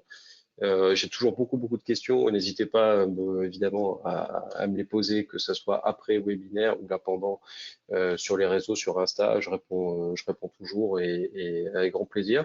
Euh, donc, pourquoi travailler avec un écran graphique? C'est travailler avec un espace aussi colorimétrique qui est Alors, bien c'est sûr quoi un ce que globe. tu nous montres? Tu peux nous expliquer? Ouais, bien sûr. Bah ouais. Donc c'est un, pardon. C'est alors c'est un directement c'est le prisme. C'est un peu comme si on mettait un peu le champ des couleurs qu'on avait à notre disposition. D'accord? Oui, mais c'est Je vais lequel employer celui-ci? je vais employer des mots clés. Donc là, bah celui-là c'est l'écran, c'est-à-dire ça correspond aux Ça, capacités, à c'est la le possibilité profil de de couleur l'écran. de C'est le profil de pro. l'écran. Voilà. Donc là, on D'accord. le Tu peux le voit. faire pivoter un petit peu? Ouais, ouais, complètement. Alors là, on le voit juste, je vous l'ai montré, BenQ SW321C, ça a été calibré le 8 avril, donc il va falloir que je le fasse dans pas longtemps, parce qu'il faut calibrer ces écrans. Il faut calibrer ces écrans une fois par mois, et c'est avec, bien sûr, ces petites sondes-là, qui sont les sondes Calibrite, Mhm. ici, Calibrite, qui est un de nos partenaires, et tout ce webinaire. Donc, ces sondes-là qui servent à chaque fois à réajuster, à remettre, recalibrer votre écran comme il faut. C'est comme un puzzle qui peut un peu se bouger. Donc là, on voit le champ ici des couleurs et des possibles. Prenez un exemple, c'est comme si vous aviez une grande boîte de crayons de couleur. Voilà. En gros, c'est ça. Donc là, vous avez toutes les couleurs ici. Et ça, donc c'est l'espace Adobe RVB 98. Donc tous ces mots-là, ça vous parle certainement. Et l'Adobe RVB 98, lui, donc ce qu'il y avait avant, comme espace colorimétrique, c'était de l'Adobe sRVB ou sRGB en anglais, le fameux Standard Red Blue RVB, Blue. il n'y a pas Adobe dedans. Ouais. Mm. Pardon, standard RVB. Donc, Donc, finalement, standard RVB, juste si tu veux, je peux préciser, c'est une norme qui a été envisagée déjà en 1974. 74. Eh oui, Ouais. oui, Et ensuite, elle a été validée au moment où il y avait beaucoup de publicité couleur à la télé. Donc, ça vous donne une idée, ça date quand même un petit peu. Alors qu'Adobe RVB 98, bah, comme le nom l'indique, c'est une norme qui a été validée en 1998. Donc, Et je ce qui crois que se tu voulais passe, les superposer? ouais. Et voilà, ce qui se passe, c'est que l'Adobe, le sRVB et le RVB, bien sûr, c'est pas du tout la même chose. Regardez, là, on va partir évidemment hop, on va partir de l'Adobe RVB 98 au sRVB. Et donc là, vous voyez, on a ces écarts-là. Le dernier étant le sRVB, vous avez une perte de 30% sur l'espace sRVB. D'accord? Et cet espace sRVB correspond à nos dalles de smartphone, de laptop pour la plupart. D'accord? Mais en tout cas, voilà. Donc, l'intérêt de travailler avec un écran graphique, évidemment, c'est d'avoir le maximum de couleurs et de nuanciers à votre disposition. Ces ciels orangés qu'on a vus sur le Botswana, au-dessus des éléphants, ils n'auraient pas été aussi beaux, ils n'auraient pas eu des dégradés aussi intéressants si on les avait travaillés en sRVB. Ils ont été Mhm. travaillés en Adobe RVB. Voilà. Donc ça, je pense que c'est vraiment quasiment le meilleur exemple que je puisse vous donner. Et donc voilà, et visuellement, vous voyez là, on a une perte énorme ici, par exemple, dans les verts, alors moins dans les bleus, d'accord? Certaines marques certaines marques d'ordinateurs ou choses font qui tendent plus dans les bleus parce que c'est un peu plus flatteur, mais c'est pas souvent juste, d'accord? Là, on est là pour Alors parler attention, vraiment d'un c'est autre travail chose, précis. c'est-à-dire qu'un écran non calibré, il a tendance à envoyer trop de bleu pour une raison très simple, c'est que le bleu attire l'attention. Voilà. Et là, ce C'est ça. qu'Olivier nous montre, c'est la différence entre le sRVB, c'est la zone colorée, et l'Adobe RVB, qui serait coloré, mais là, on l'a représenté en zone qui est légèrement grisée, juste pour vous donner une idée de l'écart en termes de dimension. Et ce Ah qui est oui, c'est de la fou, c'est perdition. que si c'est pour envoyer des photos, vous traitez vos photos. Si c'est juste pour les envoyer à quelqu'un qui n'a qu'une tablette ou un iPhone, bah, peut-être que le sRVB, c'est un bon choix. Mais là, Olivier, toi, ce que tu as fait avec toutes ces photos que tu as ramenées de ton reportage, c'est d'abord un choix, un editing, et ensuite tu as travaillé les photos pour les faire imprimer afin qu'elles soient présentées à Montyander. Et oui, c'est ça, Et tout à fait. les systèmes d'impression sont tout à fait capables de reproduire la majorité des couleurs d'Adobe RVB. Donc, si vous travaillez en sRVB, vous partez avec un espace plus petit, alors même que les systèmes d'impression permettent d'exploiter pratiquement toutes les couleurs qu'on a dans Adobe RVB. Donc, c'est pour ça que beaucoup de photographes professionnels, dont Olivier, travaillent, puisque c'était des questions qui ont été posées. Au Mhm. niveau du boîtier, en RAW, en le réglant sur Adobe RVB 98 et non pas sur sRVB, parce que si tu le faisais, qu'est-ce qui se passerait, Olivier? Si je travaillerais en SRVB, Ouais, sur ton boîtier. ah bah là je me couperais déjà là je me couperais à la base déjà d'un bon paquet de couleurs quoi, Voilà. de beaucoup de crayons de couleurs quoi. Donc C'est ce qu'on voit d'ailleurs à l'écran là. ouais. On serait limité à la partie qui est colorée, alors que le boîtier est tout à fait capable de capturer les couleurs qui sont dans l'espace, vous voyez, grisé. Et donc, on aurait beaucoup plus de teintes. La réussite, la clé de la réussite, tout simplement, je pense, c'est dans les réglages, c'est de vous mettre dans un profil sur votre boîtier qui, comme je vous l'ai dit, qui est le plus naturel possible, et évidemment de pouvoir travailler avec un bon écran calibré. Alors après, vous avez différents types d'écrans, hein. Celui-là, c'est le SW321C. J'avais déjà testé aussi les 270C aussi, qui lui était vraiment taillé pour la Mhm. photographie, le 271C aussi, qui est très bien aussi, mais qui est en 27 pouces, qui est plus petit. Donc voilà, il y a beaucoup de modèles différents. Moi après voilà, c'est un choix perso par rapport à la taille de l'écran et comment ça se passe chez mon bureau. Mais c'est voilà, c'est important de travailler avec un bon écran graphique. Vous fiez pas trop à vos portables, c'est pas très vrai quoi. Beaucoup de personnes me demandent, mais lequel est lequel? Alors, le petit espace que vous voyez en couleur, est-ce que tu peux le faire pivoter un petit peu, Olivier? Ah ouais, carrément. Hop. Oh, le petit espace, c'est le sRVB. Et le grand que vous voyez en format fil de fer grisé, ici, on l'a simplement représenté, c'est Adobe RVB 98. On voulait vous montrer la différence que ça représente. Or, un bon écran graphique, alors ici on présente un BenQ, mais il y a d'autres marques, il y a quelques marques qui font ça, est capable aujourd'hui en 2022 d'afficher l'Adobe RVB 98 comme espace de travail. Donc si vous travaillez avec un écran qui a un plus petit espace de travail, bah, c'est simple, toutes les couleurs en dehors du petit schéma coloré, bah, vous n'y avez pas accès en fait. Ben, on voit ici, je parlais des oranges tout à l'heure là sur la Ouais. photo des éléphants. Bah, bon, bah, ça fait voilà, vous avez déjà un petit encart en moins, vous partez déjà avec des choses en moins. Bah, ça c'est dans les couleurs plutôt chaudes. Après, Alors, bon bah attends, il y a des questions. Le fichier RAW reste toujours neutre en espace de couleur. Oui, le RAW, c'est la base. Et il a toutes les infos. Mais si vous avez un RAW très riche et que vous affichez les informations de ce RAW sur un écran de portable qui serait trop court, qui aurait que du sRGB, eh bien, qu'est-ce qui va se passer? Les couleurs, par exemple, imaginez ici sur le schéma qu'on a, vous voyez, il y a un petit point là au bout ouais, tu étais au bout du vert, c'était bien. Et s'il y avait plus de dégradés dans les verts qui allaient vers des éléments plus riches, bah, votre écran sRGB, il va juste vous afficher le même vert de manière continue et vous n'aurez pas la gradation des tons. Et c'est terrible. Et vous en rendrez même pas compte puisque votre écran, il est limité.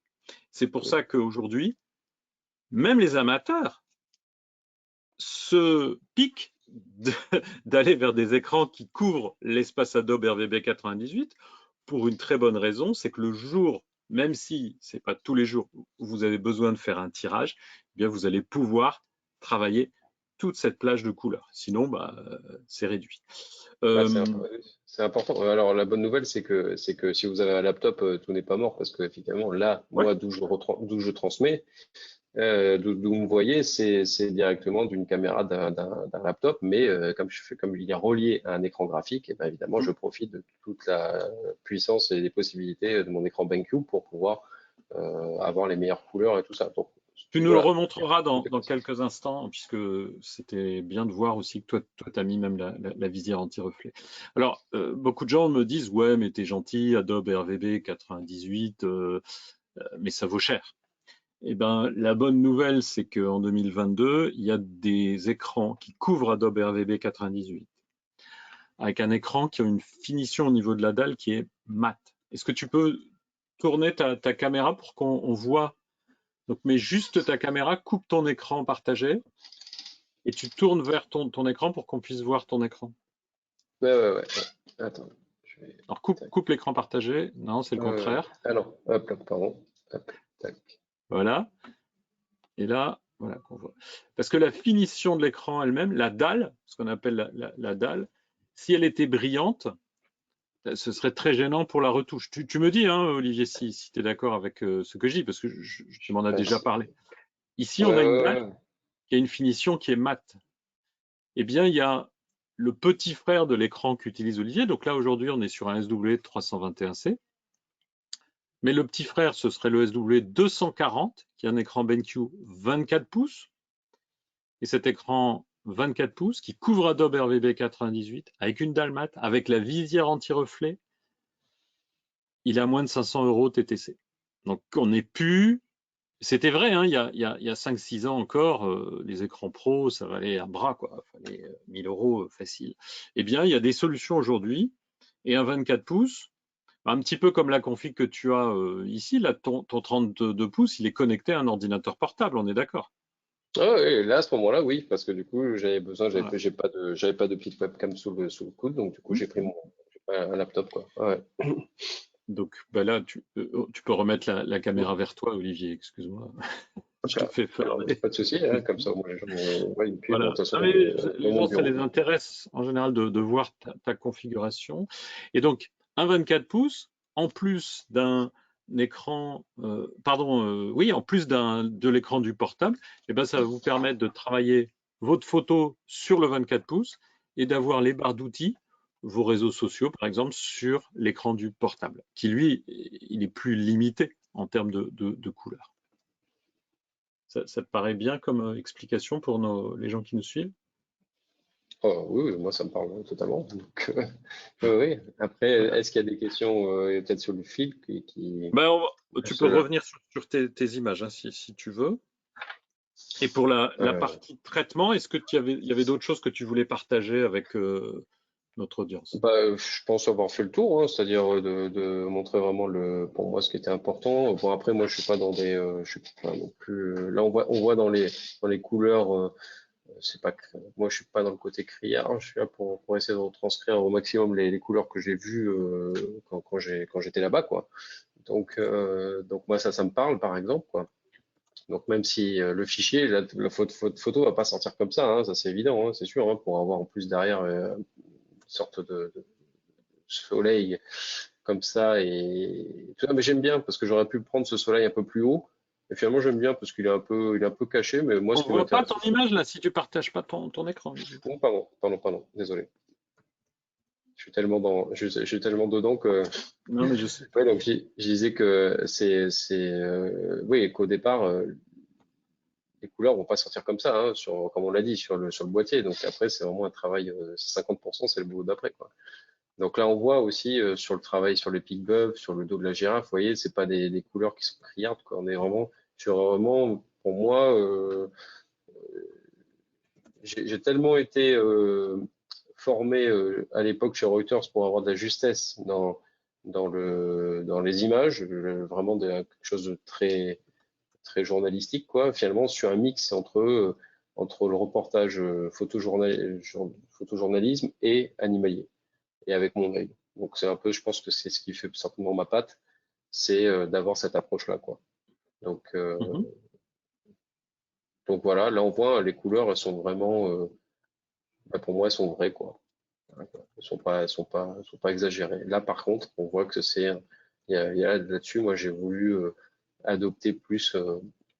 Là, on parlait tout à l'heure de filtre ou d'ambiance. Là, c'est le cas pour le coup.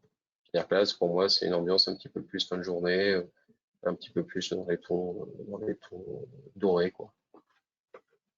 Plus là-dedans. Hop. Alors, bah, très bien. Donc peut-être qu'avant de passer à la session questions-réponses, c'est cool. Ok. Bah, déjà, merci pour ces belles photos. Beaucoup de réactions hein, des personnes par rapport à la qualité des photos. C'est très bien. Euh, Ça, j'ai fait. Est-ce que même en 8 bits, le boîtier sera capable de les générer correctement? Générer quoi, Gilles? Je comprends pas. Alors, et peut-être quelque chose que je peux vous donner par rapport au boîtier qui est intéressant, c'est Lumix a sorti ça. C'est de la photo en 6K ou en 8K. Et il y a une résolution derrière qui est pas mal. C'est-à-dire qu'en définitive, c'est un obturateur électronique qui fait je sais plus combien, je sais pas si c'est 60 images par seconde ou peut-être plus. J'ai un doute là, mais en tout cas, ça fait un nombre d'images incalculable et ça fait comme un film. C'est-à-dire que je me suis amusé à faire ça sur des balais de Monte-Carlo où j'ai laissé appuyer. Alors, vous avez le déclenchement qui se crée une seconde avant, même si vous voulez anticiper peut-être le décollage d'un oiseau ou quelque chose qui va se passer. Quand j'ai laissé tourner, ça fait comme un film, un animé. Donc on est en 60 images secondes, par exemple, ou 30 images ou 60 images, bah, ça fait comme un film. Et là, c'est ce que j'ai fait avec l'aigle pêcheur africain. Je me suis Mhm, amusé à faire ça. Et la vidéo que je vous ai proposée au début avec l'aigle qui décolle, mhm. c'est de la photo en 6K. D'accord. Donc ce n'est pas une. Donc je vous dis ça pourquoi? Parce que c'est assez même, c'est intéressant et assez malin, je dirais même de dire que bah, même avec de la photo en 6K, on peut peut-être même générer des morceaux de films, de vidéos. Donc on peut faire plein de choses. Question justement de traitement et de post-prod. Est-ce que tu commences à faire ton editing sur place ou est-ce que tu attends de revenir chez toi pour traiter tes photos? Alors ce que je fais généralement, quand le temps me le permet, déjà je fais un tri sur place parce que le rythme est effréné. Mhm, C'est vrai que je l'ai dit, à 15 jours, vous avez vu, c'est beaucoup de sites. C'est passer d'un côté d'un pays à un autre. Donc ça veut dire encaisser un maximum de fatigue. Et donc là, c'est très dur de pouvoir traiter comme si on le faisait au bureau tranquillement. Donc déjà pour déjà vous faire gagner du temps, déjà moi pour faire gagner du temps plutôt, je trie déjà mes images et je fais déjà un premier tri. D'accord. un premier Et tri après, pour dégrossir. Hein. des grossières. Et donc voilà, donc si j'ai pas été trop gourmand au début, bah, c'est vrai que bon, bah, ça va le faire, quoi. Après, je passerai beaucoup moins de temps à l'editing. Donc voilà, donc c'est mes étapes là. Et quand je rentre après au bureau, eh ben, là, je peux me mettre peinard à mon bureau avec mes stations de travail, avec mon écran BenQ, avec mes disques durs LaCie. Ça, on n'en a pas beaucoup parlé aussi, hein. Mais les Ouais. disques durs, c'est très important aussi, hein, les systèmes de sauvegarde. Mhm, Double sauvegarder à chaque fois votre travail. Moi, j'utilise des LaCie alors que maintenant, ils ont sorti des SSD qui sont extrêmement rapides et qui mhm. sont très petits, euh, qui sont aussi anti-poussière, qui sont aussi imperméables, étanches. Bon, ouais, c'est super pour le terrain. Et aussi, je travaille évidemment avec des disques durs aussi l'ASI bureau qui me permettent de bien stocker mon travail ici. C'est pas le même, voilà, c'est pas la même utilisation, mais double stocké. C'est-à-dire prenez à chaque fois 2 disques durs avec vous, évidemment que s'il y en a un qui vous lâche, bah, vous perdez pas tout, quoi. Donc ça c'est important, quoi. Merci. Alors, ça fait quelques années que je t'accompagne et au tout début, est-ce que tu es d'accord de me dire que tu n'étais pas forcément convaincu de l'importance de calibrer un écran, mais avec un peu de recul aujourd'hui, le genre de photo que tu as ramené, qu'est-ce que ça donnerait si tu travaillais sur un écran non calibré? Ah bah, je perdrais beaucoup plus d'informations que ce que je penserais, quoi, hein. Donc ça c'est sûr. Après, l'importance de l'écran au début, elle est arrivée quand j'ai commencé à sortir et à travailler sur mes premiers livres aussi, quoi. Donc Kenya Safari. Mhm. Mhm. Et ça Ah c'est oui, tiens, important. je l'ai là d'ailleurs. Donc, Olivier, pour vous donner une idée, il a fait des livres photos et donc toute la préparation et la simulation des photos qui sont dans le livre, hein, je ne sais pas si on Ah peut le bah, voir. utilisable. Mhm. En fait, il le fait sur son écran, parce qu'un écran calibré permet de simuler la sortie de l'imprimeur, pour peu que l'imprimeur vous ait confié les informations du papier qu'il va utiliser et de sa recette en fait de production, hein. Je ne vais pas rentrer C'est ça. trop dans les détails. Et donc, chacun des bouquins, donc il y avait Kenya Safari, et celui que tu as cité tout à l'heure, là, qui s'appelle Arctic Circle, eh bien, Mhm. les fichiers sont préparés avec un écran bien calibré. Et pour le calibrage, puisqu'il y a pas mal de personnes qui m'ont demandé quelle sonde tu utilises, est-ce que tu peux la remontrer? Ah ouais, bien sûr, tout à fait. Ouais. Bah, de toute façon, c'est la Donc, sonde, c'est c'est la des plus sondes. vendue au monde. Voilà, donc c'est la Calibrite Color Checker Display Pro. Là, tu as une Hop. i1, mais c'est la même.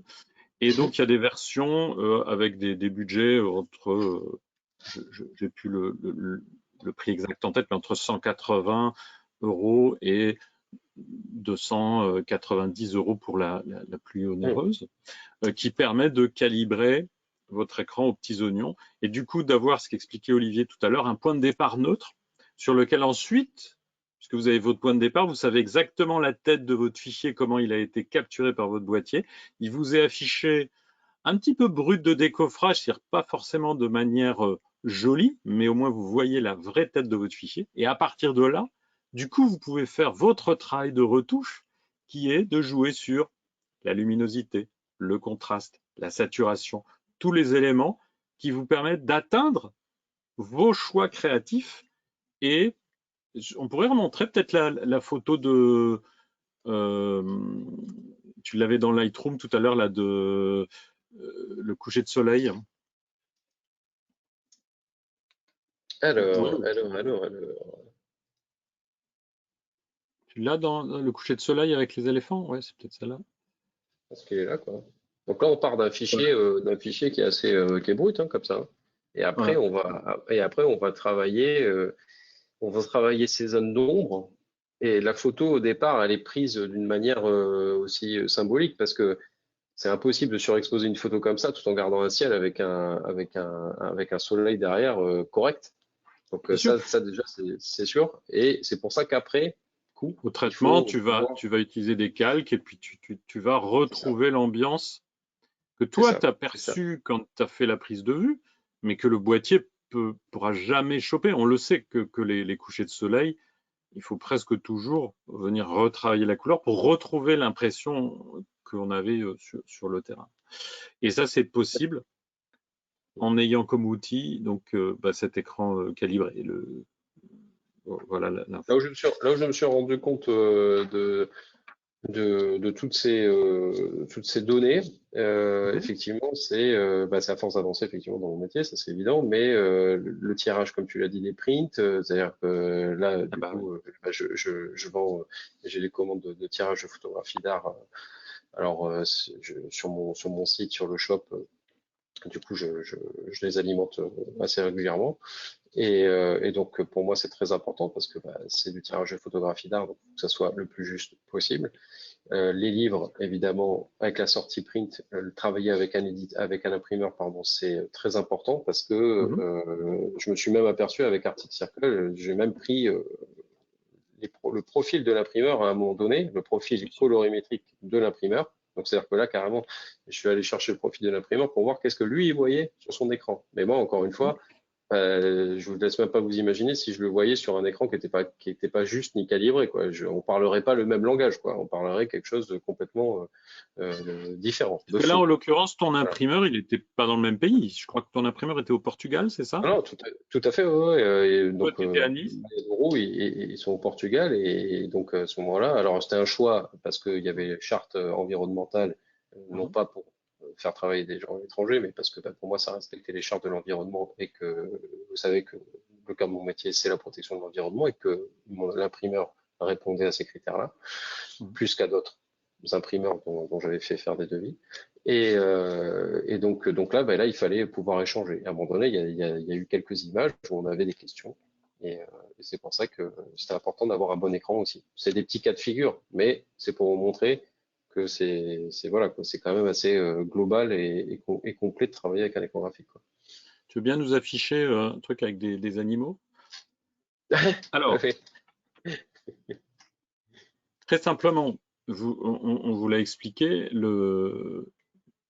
tout cet événement, il a été fait avec le support de deux marques qui sont partenaires de cet événement, qui s'appellent BenQ pour les écrans et Calibrite, même s'il existe d'autres marques.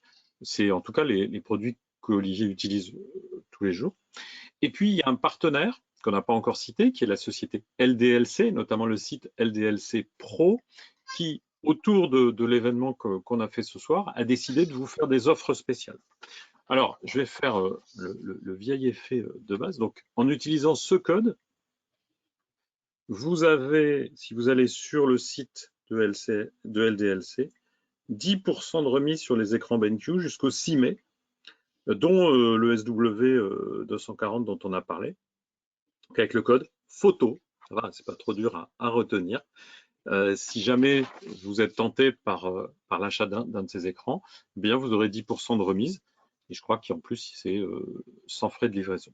Et puis, ils ont créé des offres spéciales sur Calibrite. Et je vais vous envoyer de toute façon par email, suite à cet événement, un lien vers le site et vers les offres spéciales sur les produits Calibrite. Donc, il y a les sondes, comme la sonde que vous a montré Olivier, les chartes, comme la charte vidéo qu'on a ici, et puis les offres sur les écrans BenQ de la gamme SW, qui sont des écrans pour les photographes.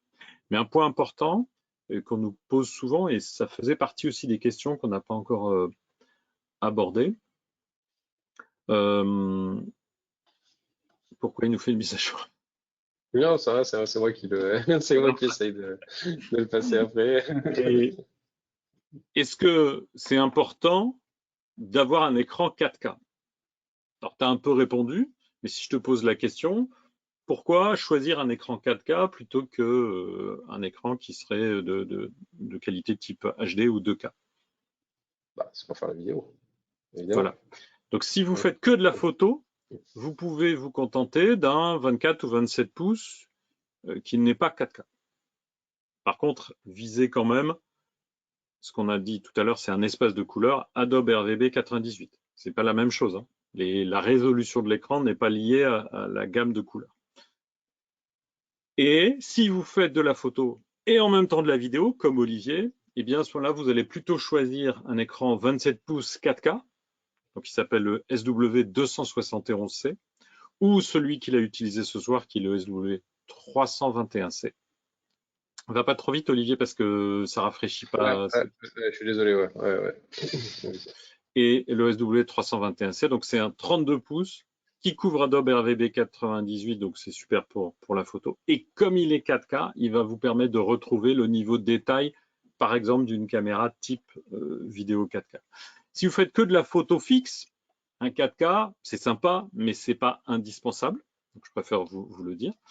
Par contre, si vous faites de la photo et que vous faites, je dirais, au moins 3 projets vidéo par an, ça vaut vraiment le coup de se poser la question, est-ce que j'ai pas intérêt à passer tout de suite sur un écran en résolution 4K?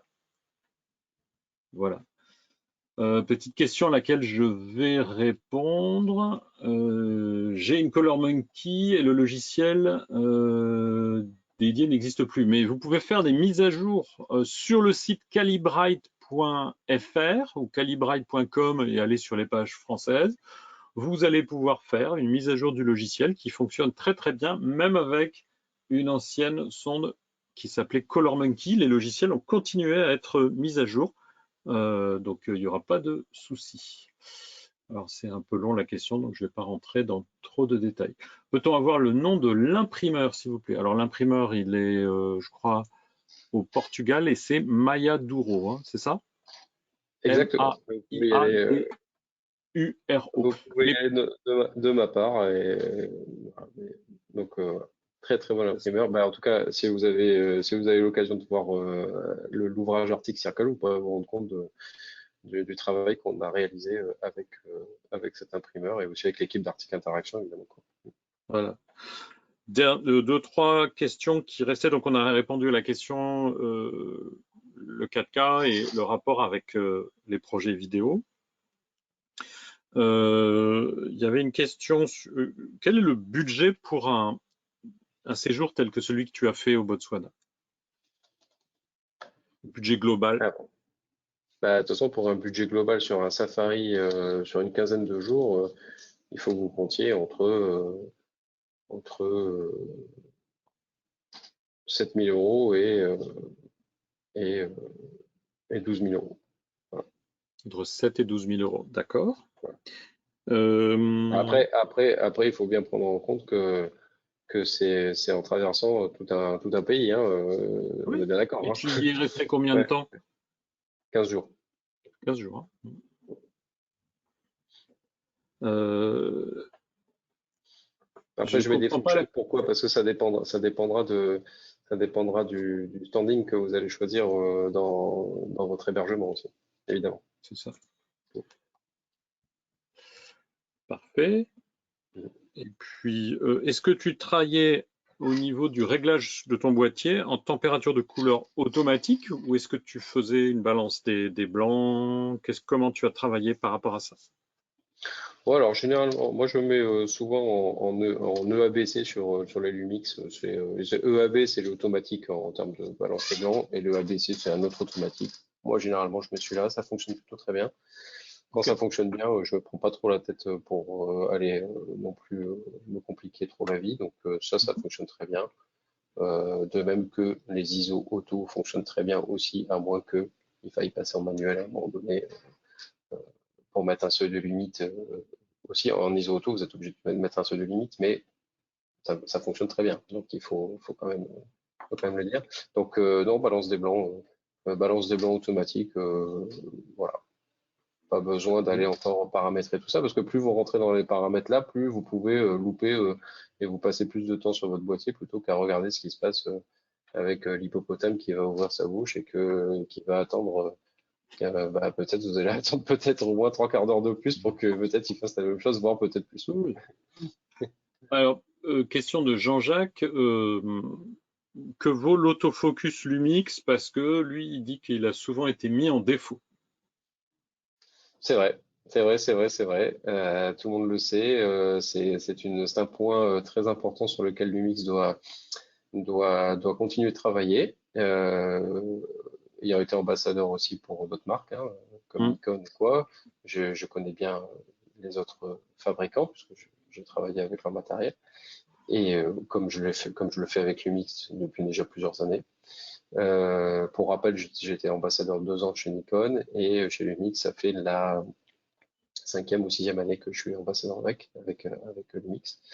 Donc, du coup, Lumix, par rapport à l'autofocus, effectivement, ils ont fait des progrès sur des mises à jour. Ça reste quand même très bien parce que vous avez vu les résultats sur des envols, sur des actions. Et donc ils ont leur système à eux qui continue de travailler sur leur détecteur sur l'autofocus, il y a deux systèmes pour eux, quoi. Et détecteur de phase et puis le contraste. Et là, bah, du coup, Lumix a décidé de rester apparemment sur son système à lui et de pas faire comme tous les autres. Donc c'est un choix qu'ils ont fait et nous, ben, dans le sport et dans l'animalier, ben, on leur demande souvent ben, évidemment les améliorations, les choses qui vont être faites, les choses qu'on teste nous aussi sur le terrain. Donc pour l'instant il y a de l'amélioration, c'est très bien. Après on ne sait pas ce qu'à l'avenir ça donnera. s'ils changeront ou pas. En tout cas, vous avez vu le résultat. Le résultat pour moi est bien. Donc ça va. Sinon, je serais pas très content et on me verrait vraiment pas très heureux là. Donc voilà. Donc ça se passe bien. Parfait. Il y a des réponses que je réponds uniquement à la personne. Et il y avait une dernière réponse à donner à Dominique Vandenabel, et je ne vous ai pas oublié Dominique du tout. Et je l'avais noté. Le 50-160, est-ce que c'est une version sport ou contemporary? Le 150-600, c'est le 150-600, excuse-moi. 150, non, c'est pas grave. Le 150-600, c'est une version sport. Sport. C'est une version sport, ouais, tout à fait. Alors, c'est une version sport, c'est vrai qu'elle est. Attends, je le reprends en main parce que c'est vrai que j'en ai testé pas mal chez Sigma aussi, à une époque. Et au point de vue remettement, on est sur du sport parce que vous voyez, il y a bon, on le verra peut-être pas, là, mais on le verra peut-être pas, mais il y a le petit S, on voit qu'il brille. Et du coup, on ne verra pas, mais il y a un petit S. Voilà, et un petit S sur le côté, donc c'est une version qui est sport et donc en finition qui est mieux. Euh, Vraiment en termes de prix, c'est très intéressant. Vraiment, vous avez vu le résultat en image. Euh, Après, je suis pas un magicien non plus, hein. Si les images elles étaient vraiment pas bonnes, ça serait impossible de rendre une image nette si elle ne l'était pas au départ ou si elle était vraiment pas piquée. Donc, euh, donc, euh, donc, euh, donc voilà. C'est plutôt très très bon. En tout cas, le test pour moi s'est avéré très positif. Ok, merci. Toute dernière question, puis on arrête là, il est déjà 19h56.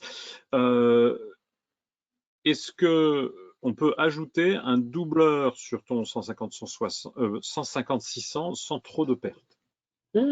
Alors pour moi à fuir parce que D'accord. qui Voilà. dit doubleur, voilà, dit couper le faisceau.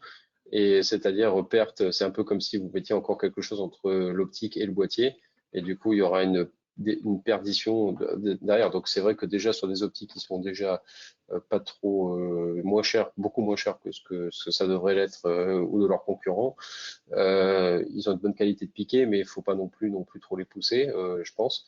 Et je sais que c'est très intéressant d'aller plus loin, mais là, bon, on peut dire par exemple Nikon, ils ont sorti un 800 mm là, il n'y a pas longtemps, qui est un gros télé.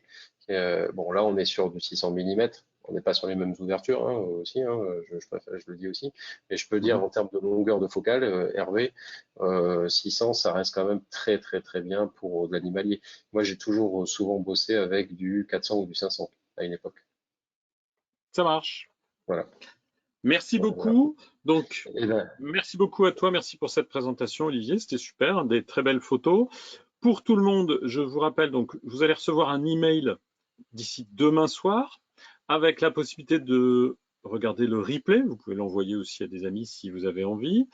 Vous aurez les liens vers l'Instagram, le compte Facebook et le site web d'Olivier, un lien vers les offres spéciales chez notre partenaire LDLC et un lien vers des chaînes de BenQ et de Calibrate qui vous permettent de regarder d'autres contenus éducatifs par rapport à ce qu'on fait, des contenus pédagogiques, des démos, des choses comme ceci.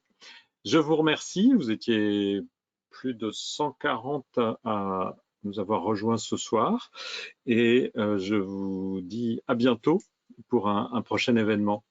Très bonne soirée à tous et encore un grand merci, Olivier.